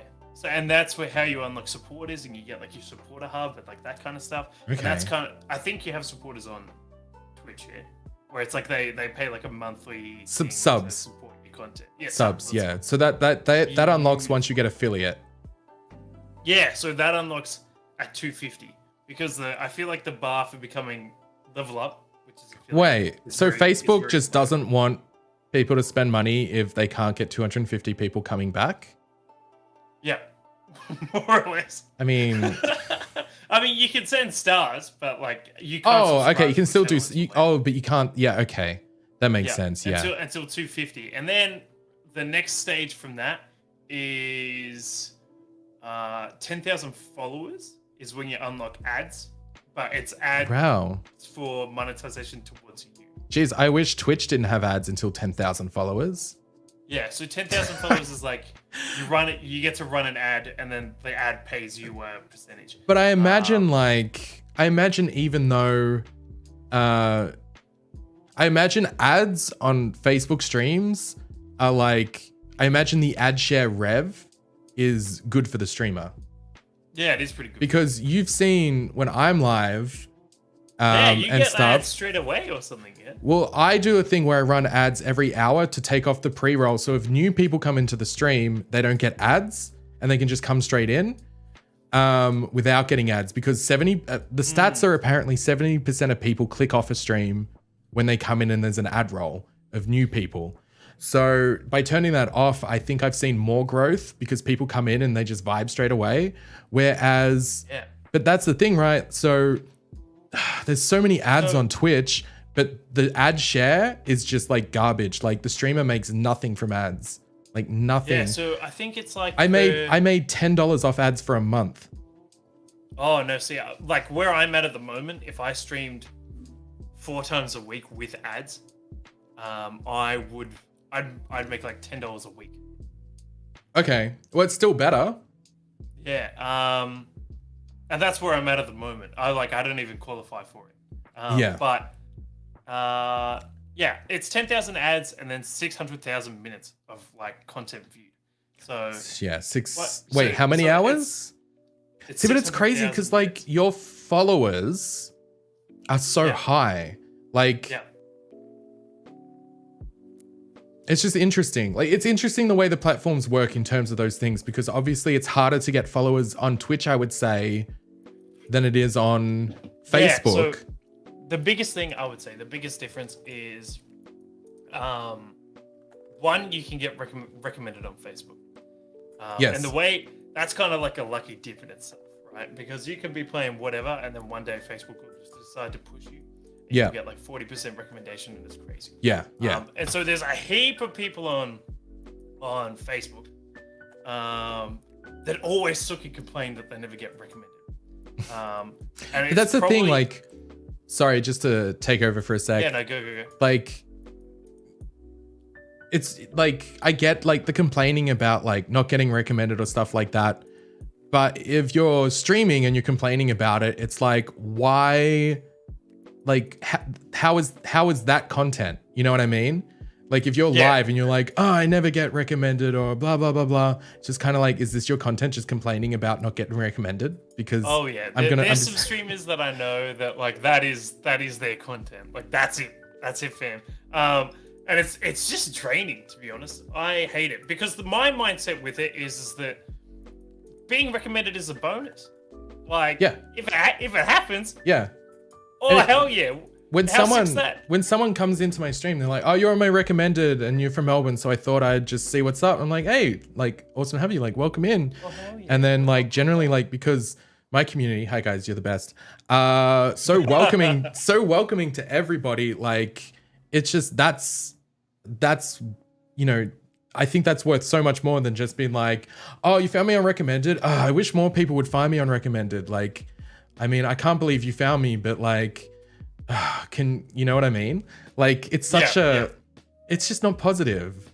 It's really, and it's, you know what it is? Sorry, just to like be annoying, but it's so like the thing that annoys me the most, it's like, yes, we can complain about Twitch and the discovery, but at the end of the day, a lot of it can come down to you and your content of just like putting more thought into what you're putting out there rather than just playing a game, right?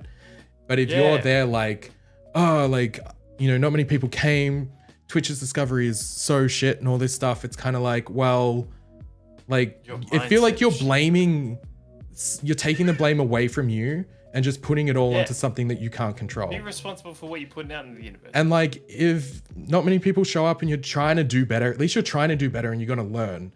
And like, nothing blows up overnight. You're never going to be like, oh, you're never going to go from like 0 viewers to like 100 viewers in like a night or a week. It's a slow progress, and you build a community. And if you're not about the community and you just want to play a game, you better be fucking good at that game. You better be like esports pro, because you got to be if all you want to do is play the game and you don't want to talk to anyone or anything like that, like you got to be like Z-Laner good at Call of Duty. Yeah, you better be like playing professional circuits and 20k tournaments. You better have won some tournaments to justify like just playing a game. Like, because if I was to play like Call of Duty, like I'm not gonna be good at that game, but I'll meme the shit out of it because that's all I can do. That's all I'm good at. And so. And if I was just like focusing too hard on the game and being like, oh, and then dying all the time, like, if a viewer's going to be like, well, I'm going to go and watch someone that's like actually good at the game. Yeah, that's right. With me, I transitioned into FPSs from, I think I started off playing Pokemon Unite was the first game that I streamed. And it was heaps of fun. But because of the MOBA, elements of me, every time I took concentration away from the game, I was losing out on something. Yeah. And so that's kind of what made me transition into like one, a more popular category, which is FPS.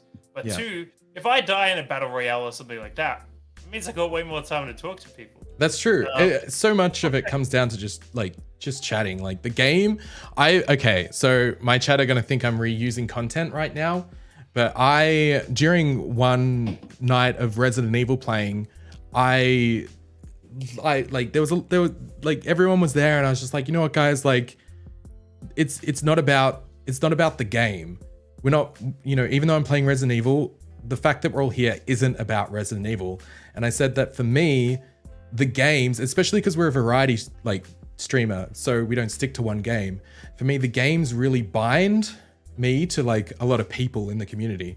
So I remember there's so many like unique people I remember tied to games that we played, or like the first time someone came in, I can generally always remember what game I was playing when they came in. So for me, going through the games and the audience, it's always kind of like, if I see your name, I'm like, oh my god, like, hey, and like I already have this connection in my brain of like, you came in when we were doing Resident Evil and that was such a great stream. And like, for me, the games bind the moments, is what I say, rather than. Yeah, that's fair. Yeah. See, with Facebook, you get penalized for switching games. Variety. What? You get you get penalized for switching games like mid-stream sometimes, because you'll always have some viewers that are there just to watch the game, and then when you switch category. No, I just mean like overall, in general, like really? On Facebook, when you're playing the same game, Facebook will actually recommend you more often if you're playing a game that your name is tied to. See. Whereas if you switch games like every day, it's what we call a variety streamer. Yes. On Facebook. Yes. Yeah, that's what we're called too. Yeah. Okay. Horror variety, more so. A variety streamer will get penalized because they keep constantly switch games. Yeah. Because Facebook determines your value or your worth depending on the ranking of the game you play. Oh wow. So, like for instance, one of my mates, Sensei, awesome Apex player, very, very good. And you can literally, this is kind of like an inside hack onto the Facebook algorithm for Facebook gaming, is you can go onto Facebook gaming on your phone and you can go and look up Apex Legends and you can search the streamers that play. Let me guess, the higher rating you have, the higher you're going to be. Yeah, the higher you are on that list. Yeah. So if the you more switch you game, play that one game, like the higher you climb up on that list. Yeah. And Sensei, my guy, what an awesome dude. He is like right up there next to all the Facebook partners that stream the game. Yeah. Right? And that's the thing. When you become a partner, you automatically move to the top of the list. Because obviously Facebook wants to promote their people that are partnered. Yeah. So Sensei is right next to all of the partners. He's even ranked above some of the partnered streamers. Yeah. But if he switches game, it goes down. So much. But if he switches games, it's literally only his followers that are coming across with him. He doesn't get any recommendation or anything like that when he moves. Well, so it's such a huge decision. If you're a one game streamer, it's so tough on Facebook to swap. Well, I mean, Twitch doesn't really penalize you in that way, but there's a lot of people, I guess it's more the community. Like if you stick to one game, you're going to have a lot of people that only watch that game. So if people follow you and say you've played that game for like 2 years, you've made a partner, you're on that game, and then you switch game, like the community isn't going to follow you because they're going to watch someone else playing that game, which is unfortunate because then you see some people, they make partner and then they like, oh, I'm going to switch it up a bit and play a different game. And then they just lose their entire audience.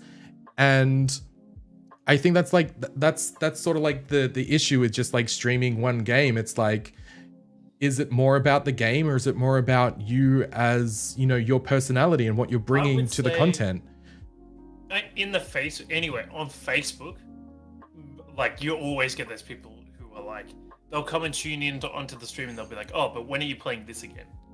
Right? Because they're there for the game. Yeah. Not I've for had someone come in when I was playing like Visage and they were like, can you play DBD instead? I'm like, I don't really play DBD anymore because like I just kind of find it boring.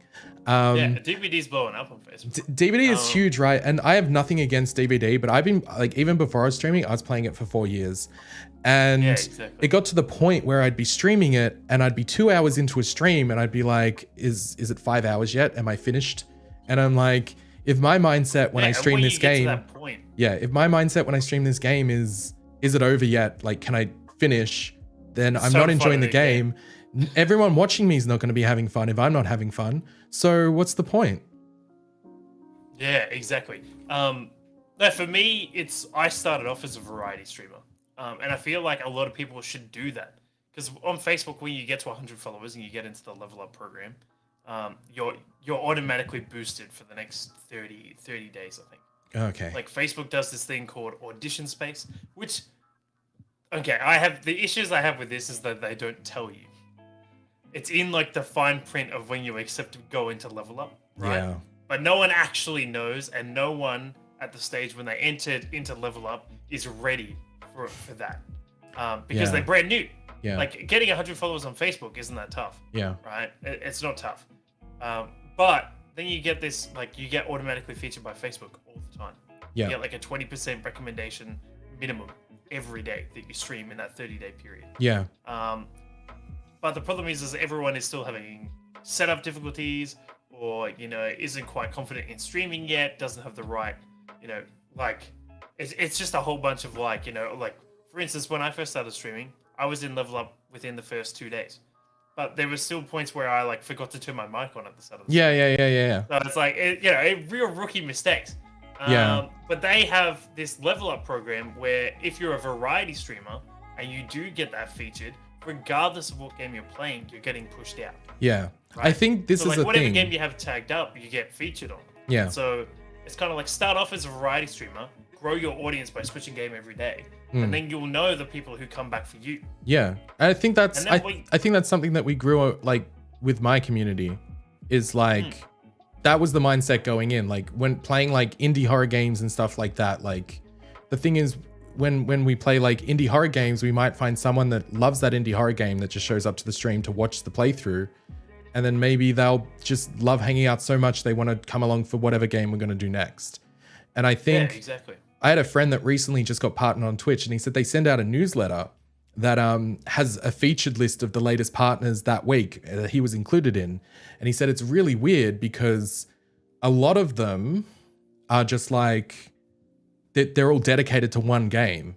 Like there's like a lot of people that get partnered on Twitch only play one game because it's easy to grow a community in one game. Yeah. So he said, you just said it was very weird because it was like they are this streamer or that or this game streamer.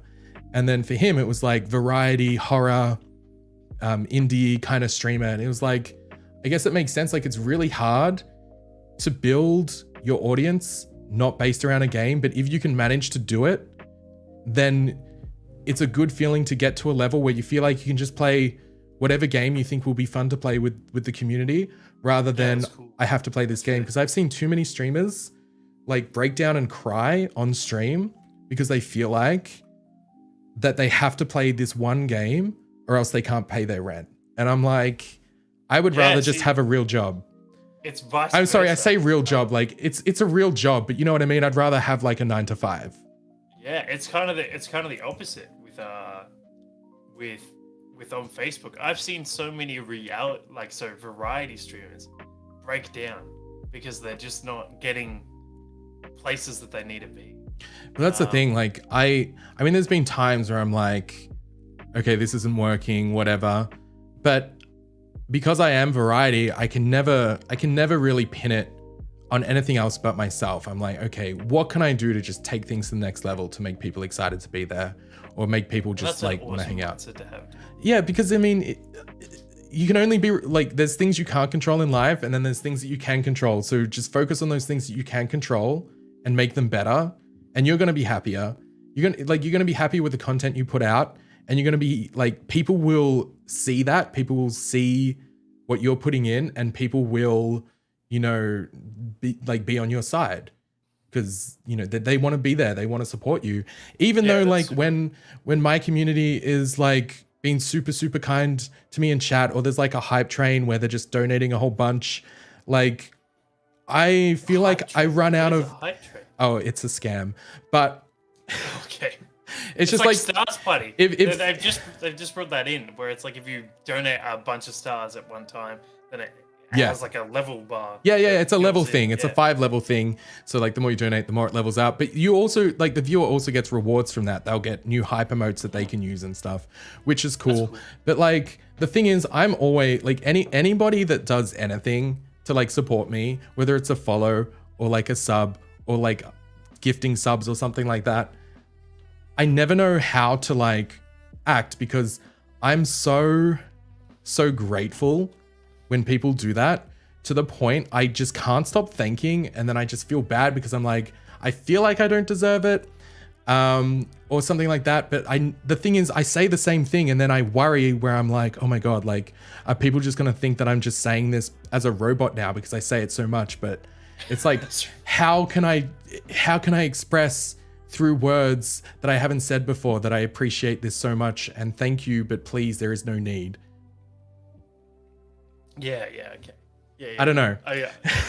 It's interesting. I don't know. Which is part of the reason why I really want to hit partner on YouTube, so I can upload videos and get ad share.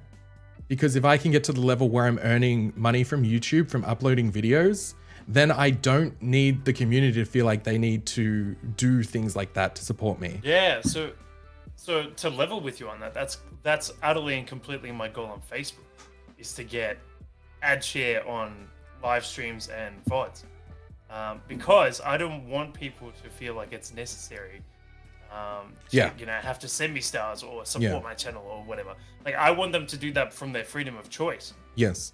If they want to, yeah, if like, they want to, go for it. Like, thank you so much. But I don't want you to think it's an obligation or a necessary thing. The thing that always like makes me kind of like feel bad is when someone's like, oh, I want to donate bits, but I can't. I'm like seriously, I don't think any less of you if you can't donate bits. Just the fact that you're here, you're typing in chat. You're in my chat and hanging out. The fact that you're just here is worth just as much than like any kind of like sub or anything like that. So never feel like it's like a thing that you have to do. Yeah, exactly. And yeah, to be completely honest, that's how, you know, that's kind of what I'm aiming for at the moment. Is that, you know, I've got to get that. I want to get that ad revenue and that kind of thing. And you were talking about it before, how Twitch does it from like the get-go. Yeah, but not if you're not an affiliate. It can be tough for like new streamers to hit affiliate, because you need like 3 average viewers, which doesn't sound like that much, but in Twitch land, like that's like, that's an average over multiple streams, you know. So yeah, which is crazy. Starting off, it's hard. It can be hard. Yeah. So like, there's never any like that's the thing. And everyone's journey is different. So many people compare themselves to other people on Twitch. Don't do that. Like, then you're going to get in your head. Do your own thing. Like, seriously, just do what you want to do. And if you love what you do, how many times have you not cared about something, and then someone who's really passionate about something starts talking about it, and you just want to listen because you're like, I'm getting really into it. Yeah, I'm interested because you're really passionate, and I want like tell me more. Really, you know what I mean? If you are passionate about it, people will see that in your content, and they'll be drawn to it. Yeah. Yeah. I don't know. Is there any other questions? Do we have any other questions? I don't know. Does anyone have any questions? I think we just went on a tangent. Yeah, there. Sorry for the tangent. Does any questions at all? Do you have any questions, Jazz? Oh, do I have any questions for you? Where do you see yourself the next 2 years? What's the plan? I want to be doing, when I say this full time, I don't mean like streaming 7 days a week or like streaming 5 days a week. I want to be doing this full time. Thank you, Nate. I will hydrate. I want to be doing this like full time, but then, you know, I spend time streaming, but then I spend the rest of that time working on like content that is different from streaming, unique content for other places, but then also doing streams that I can take content on for more and spending more of that time creating focused content for the sake of it. Like if I had the free time to just make whatever I wanted, I would like, my YouTube would be like so much better than what it actually is. Yeah. I feel that. But I've been lucky. I definitely know that like there's some luck involved, but also you need to be able to take those moments where you are lucky and be able to essentially prove yourself in those moments to like for people to want to come back. So like, yes, you can get lucky, but if you don't have like sort of an idea of what you're doing or how you want to be seen or the content you want to put out, then luck doesn't last forever. Yeah, exactly. I think when you are lucky, you've got to use and abuse it. My whole chat's just like shark for partner right now. I'm like, stop. Shark for partner. They're manifesting. Yeah, let's get We're it. all about the manifesting at the moment, and it's amazing. Let's get it. Like someone's building a computer, and we're manifesting good vibes for that. Good vibes for that. That's awesome. Yeah, as I said before, your chat's so awesome. It's so good.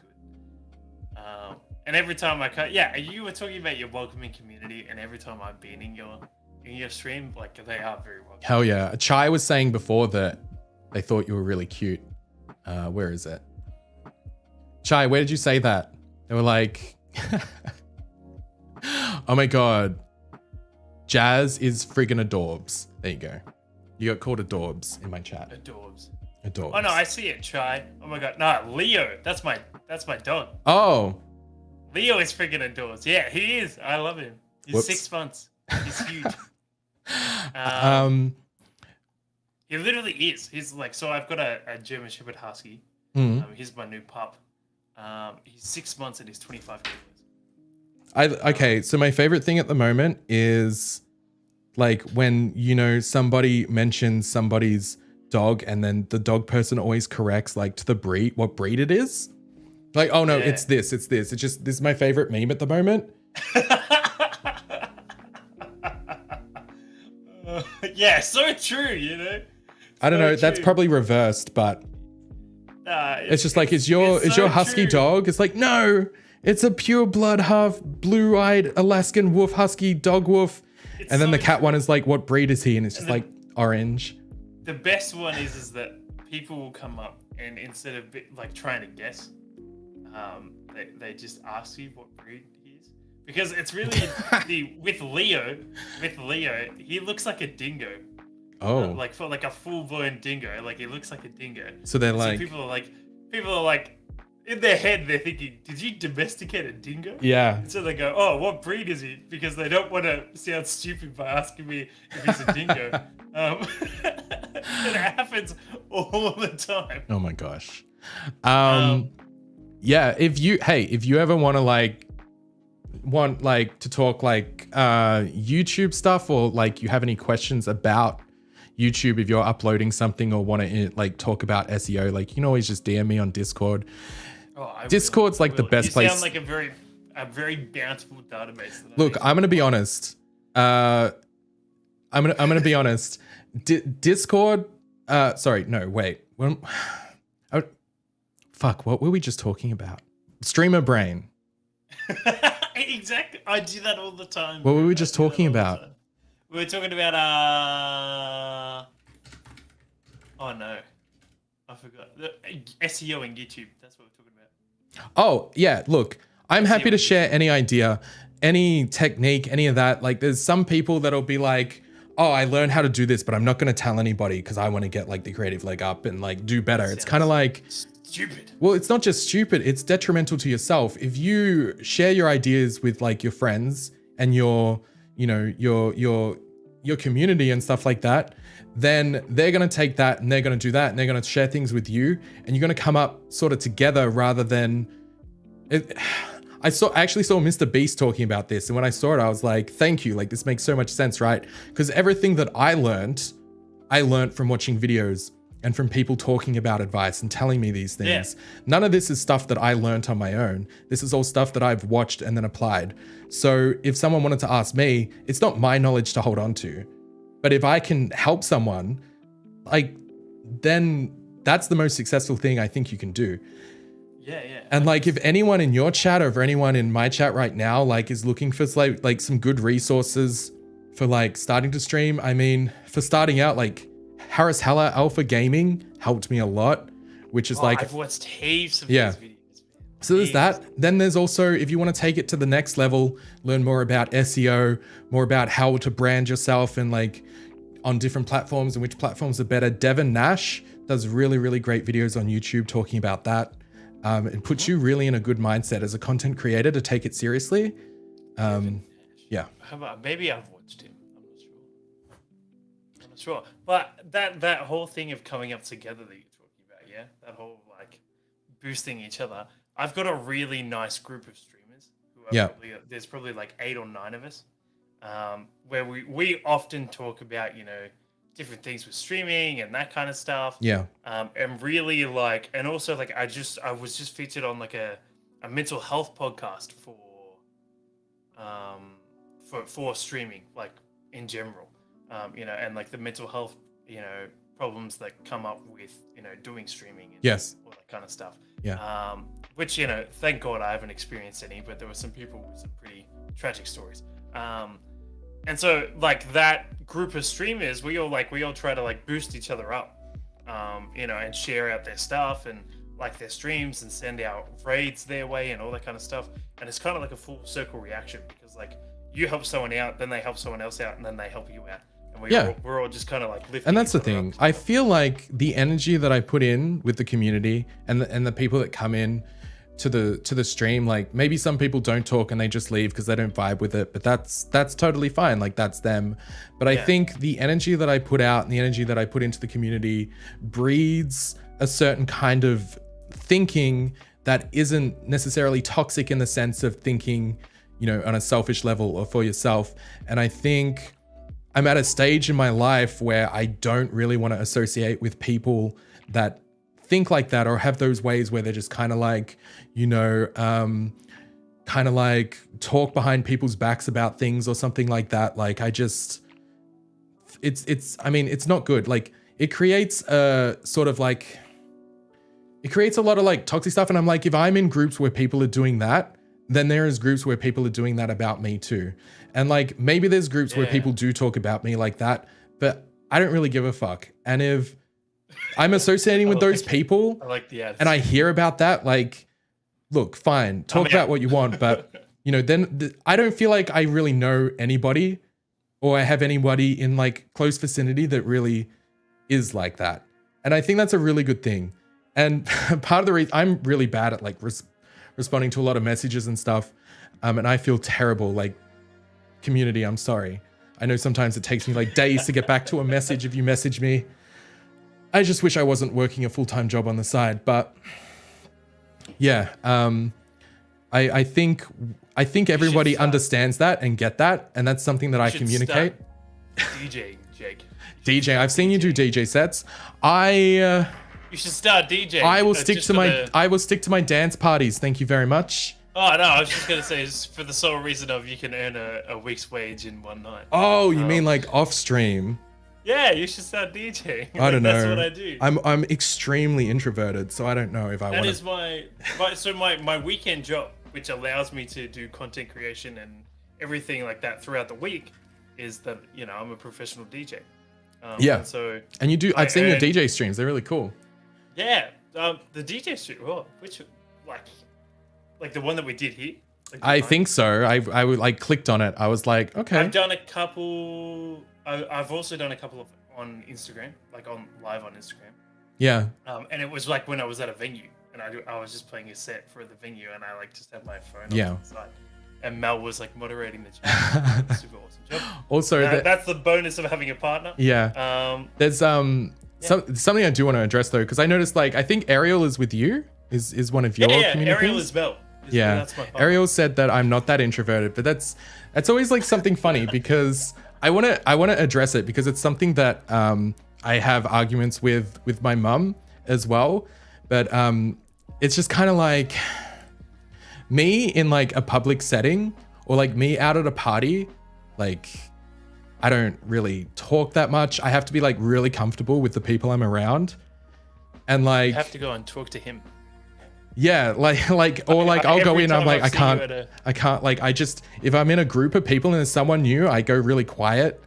But like, it's sort of like when I'm streaming, it probably doesn't seem like I'm introverted, but you got to remember as well, I'm in the zone and I'm in my own personal space doing something that I'm super, super passionate about. And that just gives me infinite energy. So mostly introvertedness is just about the energy and where we get energy from. So if I'm out at a party, I can maybe do an hour and I need to go home. I need to like watch a movie. I don't want to be around people. Yeah, you're very similar to Mel. Yeah, I just saw her comment being like, "Oh, you're like me." Even like with my partner and stuff, like I need my own time or else I'm just gonna like I can't function as a human. There's a lot of times where Mel and I will sit in the same room, but she does, like, she just does her own thing. Like, I'll be watching TV and she does her own thing. Oh yeah, And, like that's just the kind of company we have. If I'm in the car, really interesting. If I'm in the car and someone feels the need to do like small talk, that provides like no real information or like no real substance to anything other than just like talking about like, I don't know, like I'm trying to think of something that's like just doesn't provide any substance to anything. Anything. It's just words. It's just words. You know what I mean? Like I need to sit in silence because it's like for me, it's not uncomfortable. It's a comfortable silence. Like there's something about you just being able to hang out with someone and not say anything and it's fine. But if someone feels the need to always be talking all the time, it's just kind of like I need like no. I don't know. No, I don't know. I get what you mean because Mel is very similar. Whereas for me, I'm the extrovert of extroverts. I know you're super extroverted. I was telling the community before I was starting. I was like, very very different vibe, very energetic, but we're different, but you know what I mean. But like not in a bad different. Like exactly different isn't bad, but yeah. I know exactly what you mean, but yeah, and even if you like, that'll show. Like if you go and watch my streams, like I noticed how chill your intro was, and I loved it. I was like, bro, this is such a vibe. Oh, like so on good. YouTube? Yeah, like that's just because I don't have an intro set up for YouTube. But it's like still, it was just like chill music. The logo was there, and I was like, yo, this is such a vibe. This is such a good. Oh, I don't know if you were there when I started, but I was just like, hey guys, what's going on? Yeah, I was there when you started. It was cute. But that's the thing. Like for me, when I open up my streams, like my holding music is pumping.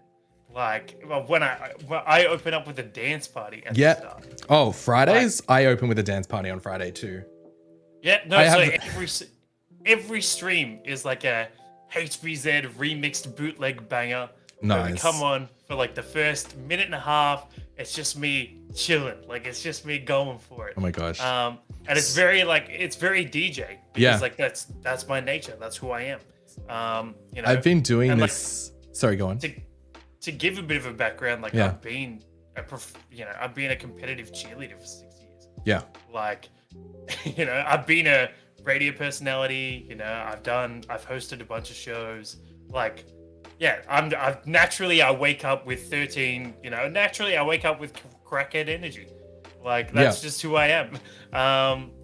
But like that just shows that streaming can be for everyone. Oh, 100%. And that's the thing. It's your show. You want to do regardless of who you are. Yeah.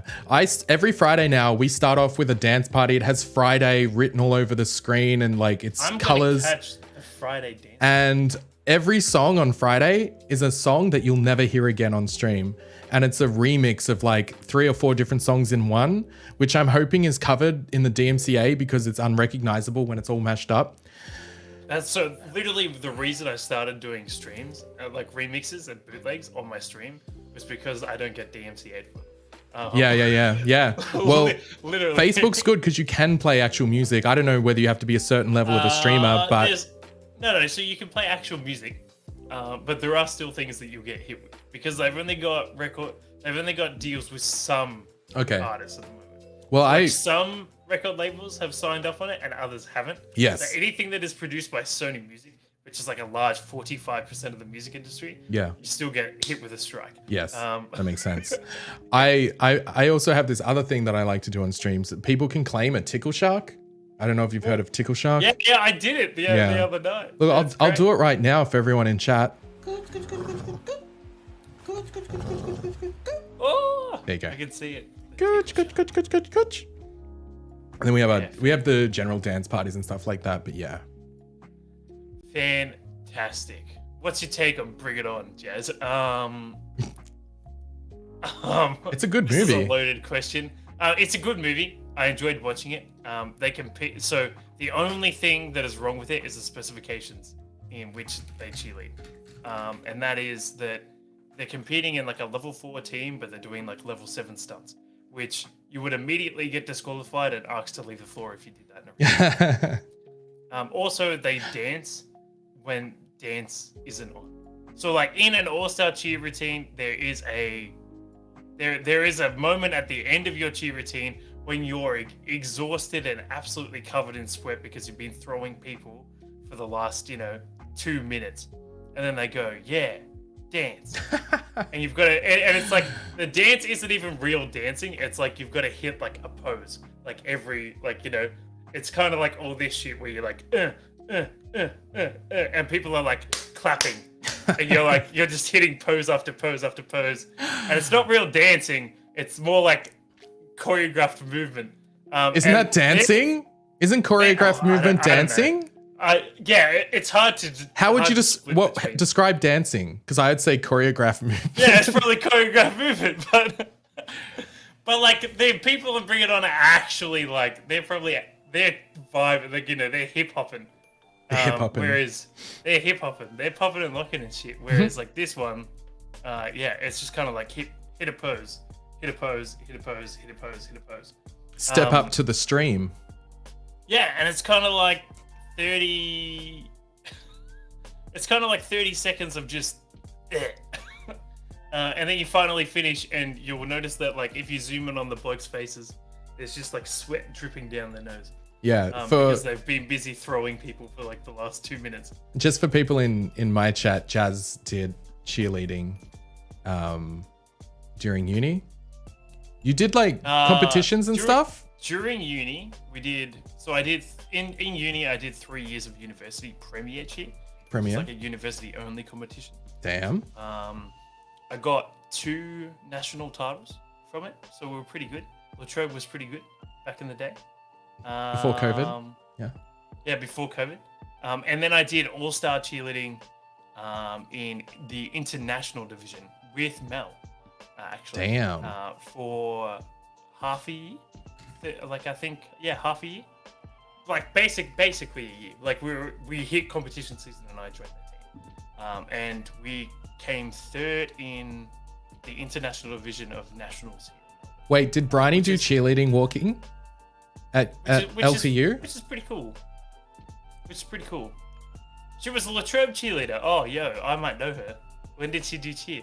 And now I think there's a rumor mill of us going back next year. Ooh. So I can become a Mr. Worldwide athlete. Hell yeah, that's epic. Yeah. You should stream that journey. Yeah. Forget streaming that journey. YouTube that journey. YouTube the journey. Yeah, 100%. Because that's the thing. A lot of people, they do the streams, they finish it, it's done. And then they've got like 30 days, 60 days, and then it gets wiped from the platform. So I actually have a recording of all of my streams. That's good. I'd never record mine. I produce them. I extract the mosquito blood from inside them, and then I let them die. The mosquito blood being TikToks and YouTubes and stuff that's like fair. that. No, I've got like the last 90 days of my streams or something like that. Oh, nice.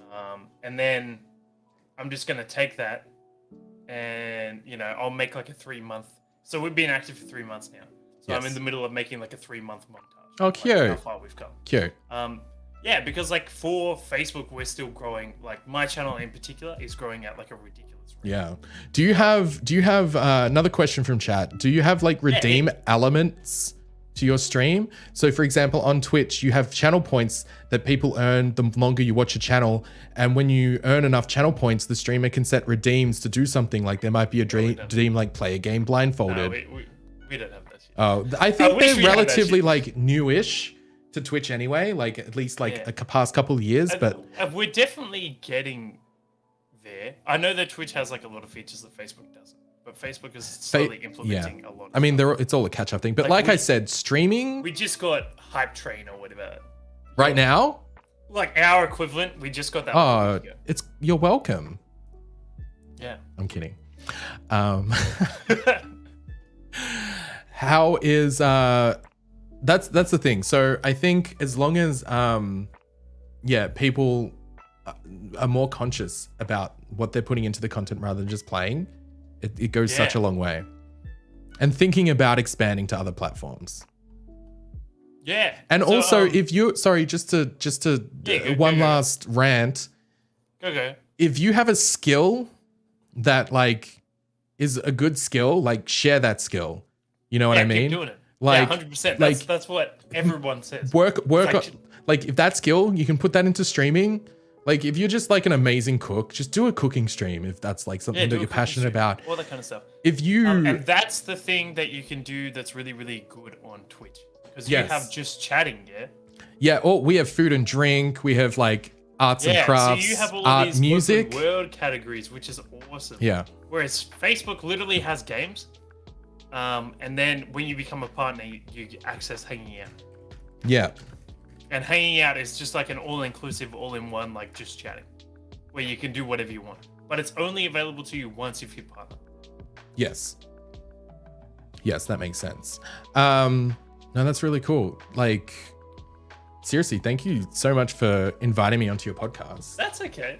I've learned a lot. I've really enjoyed this. Yeah? This has been a heap. Yeah, I've learned a lot about Facebook too. I do have a Facebook page.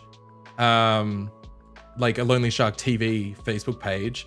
It's like, I don't really give it much attention. I've uploaded a couple things, but I'm not treating it as a streaming platform. It's just something that I upload natively some YouTube videos to just to see what happens. At least get some kind of presence there.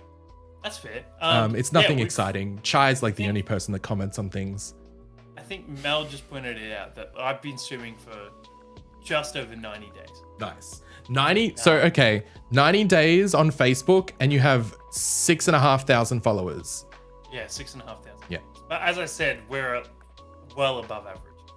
Yes. Well, I mean, that's just testament to the content, I guess, you know? And like... Testament to the content, testament to... I mean, like, the way that I'd have to look at it, is that for me, from day one, I've treated streaming like a small business. Yeah. Where, as I said before, it's kind of a means to an end. Because you brought up a really valid point before where you were like, I don't want to be doing this 5 days a week, but when I get to stream, I want it to be good. Yeah. And even if I was doing it full time, I wouldn't be streaming. None of my full-time hours would involve streaming full time, because streaming should never be like the main piece of content. You should be working on at least half of something else. You get more growth being offline. Yeah, exactly. And like when you're not live, you're not growing. So you need to be really thinking about what you're putting out elsewhere. And when you're live, those things disappear. So like, what can you be turning those into? And another thing, really quickly, TikToks and stuff like that, when people use hashtags, there's a lot of people that will do like hashtag for you page, hashtag like gaming, hashtag something like that. I'm guilty of that too. Like I do hashtag gaming sometimes if I'm feeling really, really confident about a TikTok. But the issue is like, yes, especially on Instagram too, hashtags that have a lot of like views generally are not going to do well for you, because they usually wash out. In my experience, I found that having a mixture of both is what has given me the most success. You also don't want to oversaturate it with hashtags. Because what'll happen is like, if you do hashtag gaming, right? Think about the kind of people that the algorithm is feeding these kind of things. And like, because there's so many people, if they feed it to like 2% of those people and 2% of those people skip over it without even attempting to look at it because like, oh, gameplay stuff, whatever, then they're going to think, okay, this content must not be very good because people in this category are just like not wanting to watch it. So we're not going to give it to any more people in those category. But if you were to like tag it with something more niche, like hashtag horror game or something that's really specific to the content, then it's more likely to do better because they'll feed it to a little bit of that hashtag. And if it responds well with that hashtag, they'll feed it with the rest of the hashtag, which will get you more views and more likes than what it would have got with the bigger hashtags because it's hitting that niche market. Exactly. Yeah, they do very much the similar thing when you upload a VOD to Facebook. Yes. They have very niche categories for their hashtags that are already like in the system. And then you can choose if you want to make another hashtag, what's trending or something like that. But I just think majority of the time, if you choose the automated hashtags, your video will perform better. And but also part of that being on Facebook is because it's their automated hashtags. If you're using their automated hashtags, they're going to treat the content better because it's their feature. It's the same way as if you use TikTok with like their text to speech, it's going to do better than if you don't use text to speech because TikTok's like, okay, we're going to push our own features more than anything else. Yeah, 100%. And so that's why, you know, with Instagram, if you're reeling and you're using the sounds, like they're going to treat you better because it's their feature. Yeah. I'm completely. It's called optimizing the content. Optimizing. That's the word. Optimizing your content for each platform. Bro, this has been such a good chat. It's been such a good vibe. Yeah, it was so good. I appreciate you for taking time out of your day to come and say g'day. Chat, I appreciate all of you people as well. Thank you so much for hanging out for as long as you did. Yes, and I thank you. suppose we can. Thank you for having me. We can wrap this one up. Awesome. And I'll catch you all in the streams. No worries. See you later. Hey. Bye. All right. Adios for now, people. Okay. Hang on. Chat, let me come back. I'm coming back. Chat. Chat, don't leave. I'm coming back. I have to set up my camera again. Give me a sec.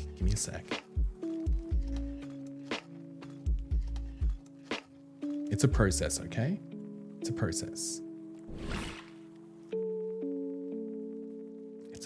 I'm coming. Where are we going?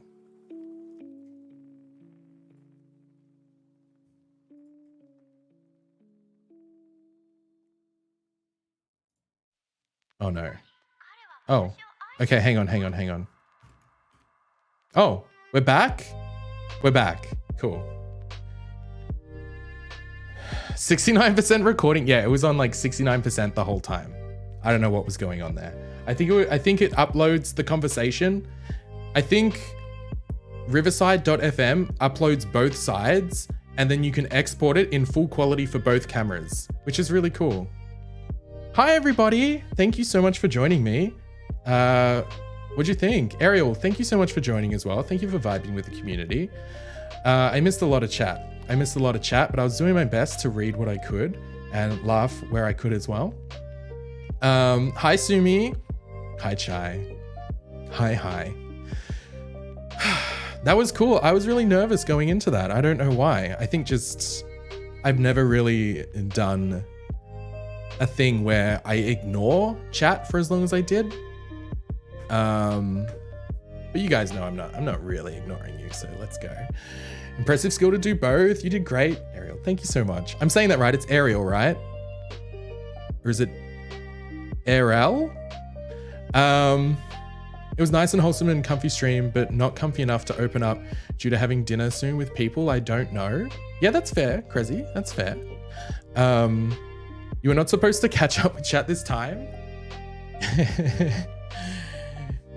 I did the swears? What do you mean? I did the swears. You were a brilliant guest. You were fantastico. Oh, Jazz, are you continuing your stream right now? What are you playing tonight?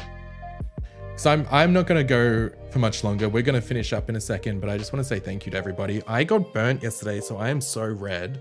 A little bit self-conscious, but it's okay. I realized you were hosting the podcast. Wait, I thought it was Jazz YouTube. My mind. Wait, really, Chai? No, Jazz was doing it on Facebook. Were you not watching on Facebook? You said fucking you burped. Sorry, Jazz. I don't know if that's against your TOS for Facebook, but I fucked and burped. Wait, what? You weren't streaming? Oh, you were recording it. Okay. Okay. Going live laters. Oh, I'm so silly. I was like, okay, perfect. Well, I can't wait to see it. I'm guessing you're going to edit it into something. Thank you for the dab, Riley. I'm so silly. I'm so silly.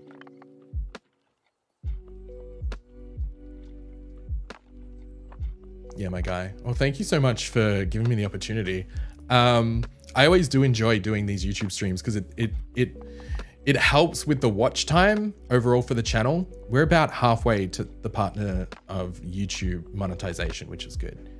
Because the sooner I can get to that, the sooner I don't have to rely on like community donations, which is not at all like necessary.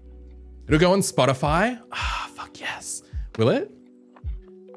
Yeah, making a full series. For the YouTubes, the dab, isn't it so cute? The dab is so cute. This made my morning a lot better. Are you feeling inspired, Sumi? I hope you're feeling inspired. Sometimes, look, sometimes I get a little bit weird, not weird. I worry that sometimes when I talk about like thinking of streamers like a business, that the community thinks that I think of them as like a business, but that's not true. Like the stream and everything I put into it is considered to me like a business, but when it comes to the community and the interactions, that's more like the bonus. That's a bonus that wouldn't normally come with a business. So when I talk about like optimizing things and stuff like that, or like believing in your content, I hope that if you're a content creator, you can take some of the things I say and like run with them. Corporate shark. Oh my God, the party shark was a lie. Yeah, exactly. And it did. It started off as a hobby. And I'm like, let's, that's the thing. It feels like the community are just building it too. And that's why I'm so grateful to you guys. And especially the people here now, like coming out of your way to spend Thursday with me on YouTube. It's so cozy. It's so cozy on YouTube. But I do miss the hecticness and the raids, and when like people come in, it just feels like it's really hectic on Twitch, which is great.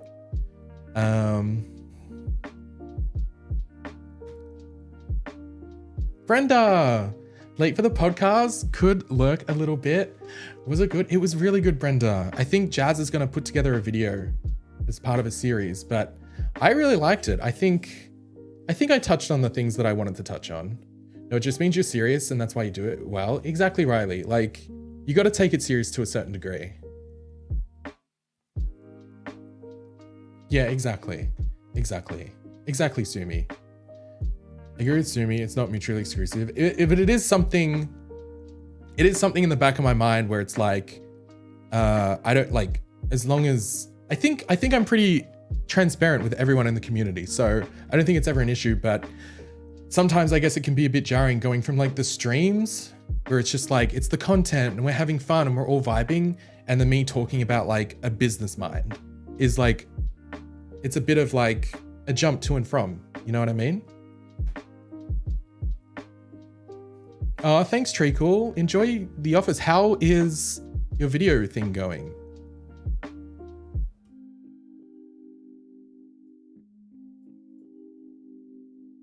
No, you're fine, Crazy.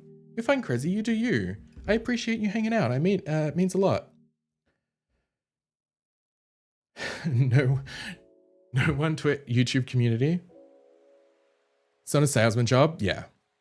It's something that I'm just really passionate about, like talking about the process and talking about ideas and SEO and how to like optimize videos is something that I've been doing my entire life without realizing it. And the fact that I get to do it now as a hobby, but take it seriously enough to like essentially be a job, like, why wouldn't you do that, you know?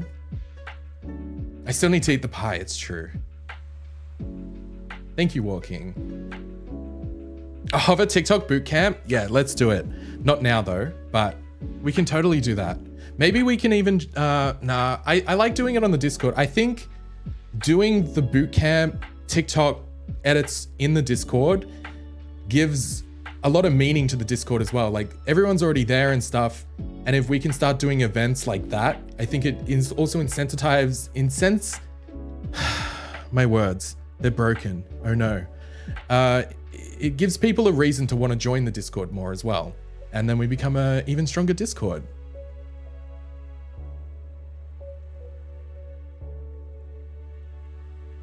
Yeah, and that's the thing. I never want it to be, Jazz, I never want it to be like a cold kind of business. It's definitely like, it almost feels like a family business with you guys. So thank you. And I'll never, and you guys know, like, you know, we've got partnerships with like GamerSupps, Code Lonely Shark. But in that sense, I will never like take on a partnership or a sponsorship that I don't exclusively use myself. And if I ever do, I will literally say, hey guys, doing this to help pay some bills, you know, or something like that. But it'll never be like, I'll never be passionate about something. If I'm not passionate about something, I'm not gonna like sponsor it, or they're not gonna sponsor me. Just like my dance academy. Yeah, exactly. And you know what? It's weird. It's weird ending a stream without rating. I'm like, right? It feels weird that we can't just push all this love onto someone else right now. You like to invest in? Oh, sue me. I appreciate that. I think we're going to finish up. I am going to have an early night tonight because it's been exhausting. It's been a long week. I stream lots. I don't know if you guys were here before. Anyone that wasn't here before, I don't know if Brenda's still there, but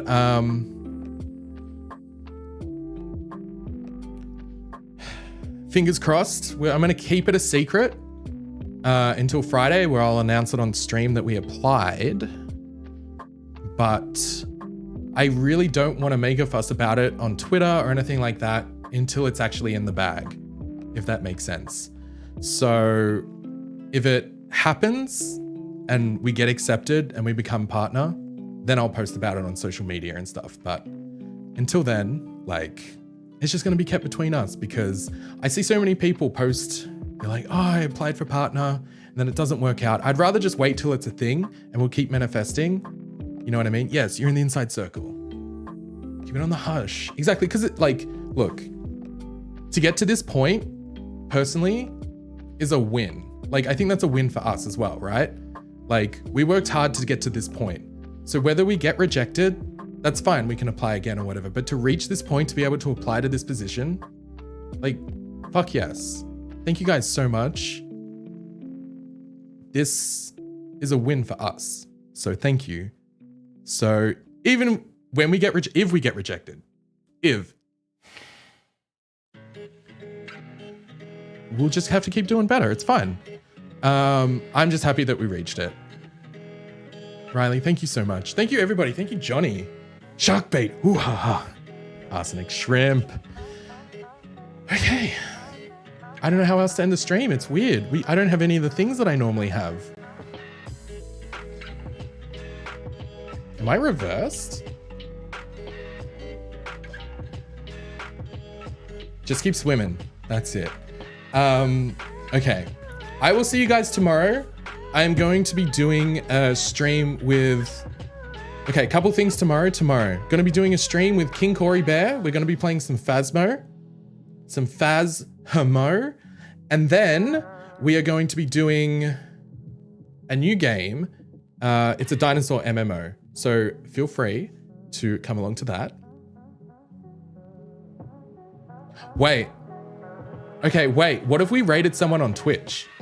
What if I gave you a link and we all clicked on it? Would that be cool? Would you guys be down with that? We just go in and be like, YouTube raid.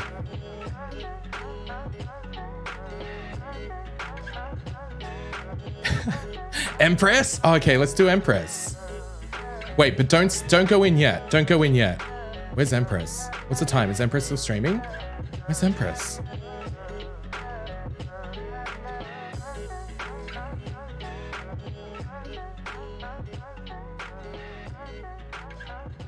Why is Empress not showing up for me? I was in Empress's stream before. Oh, is it because she changed her profile picture? It just doesn't stand out.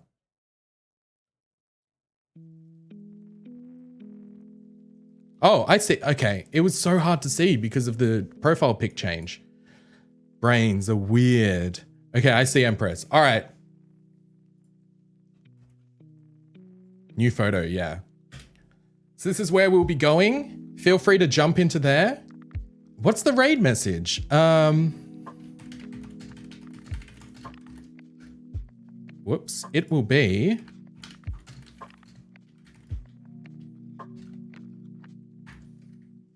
just this. We don't have emotes. We don't have emotes. Yeah, either shrimp, either Nate's one or my one, whatever you want to do. I'm going to end the stream. Once the stream ends, jump over there and just spam.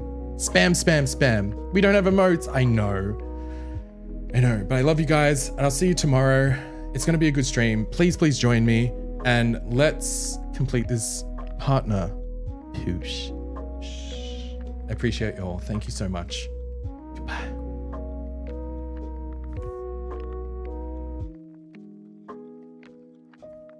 Yeah, you can, Johnny.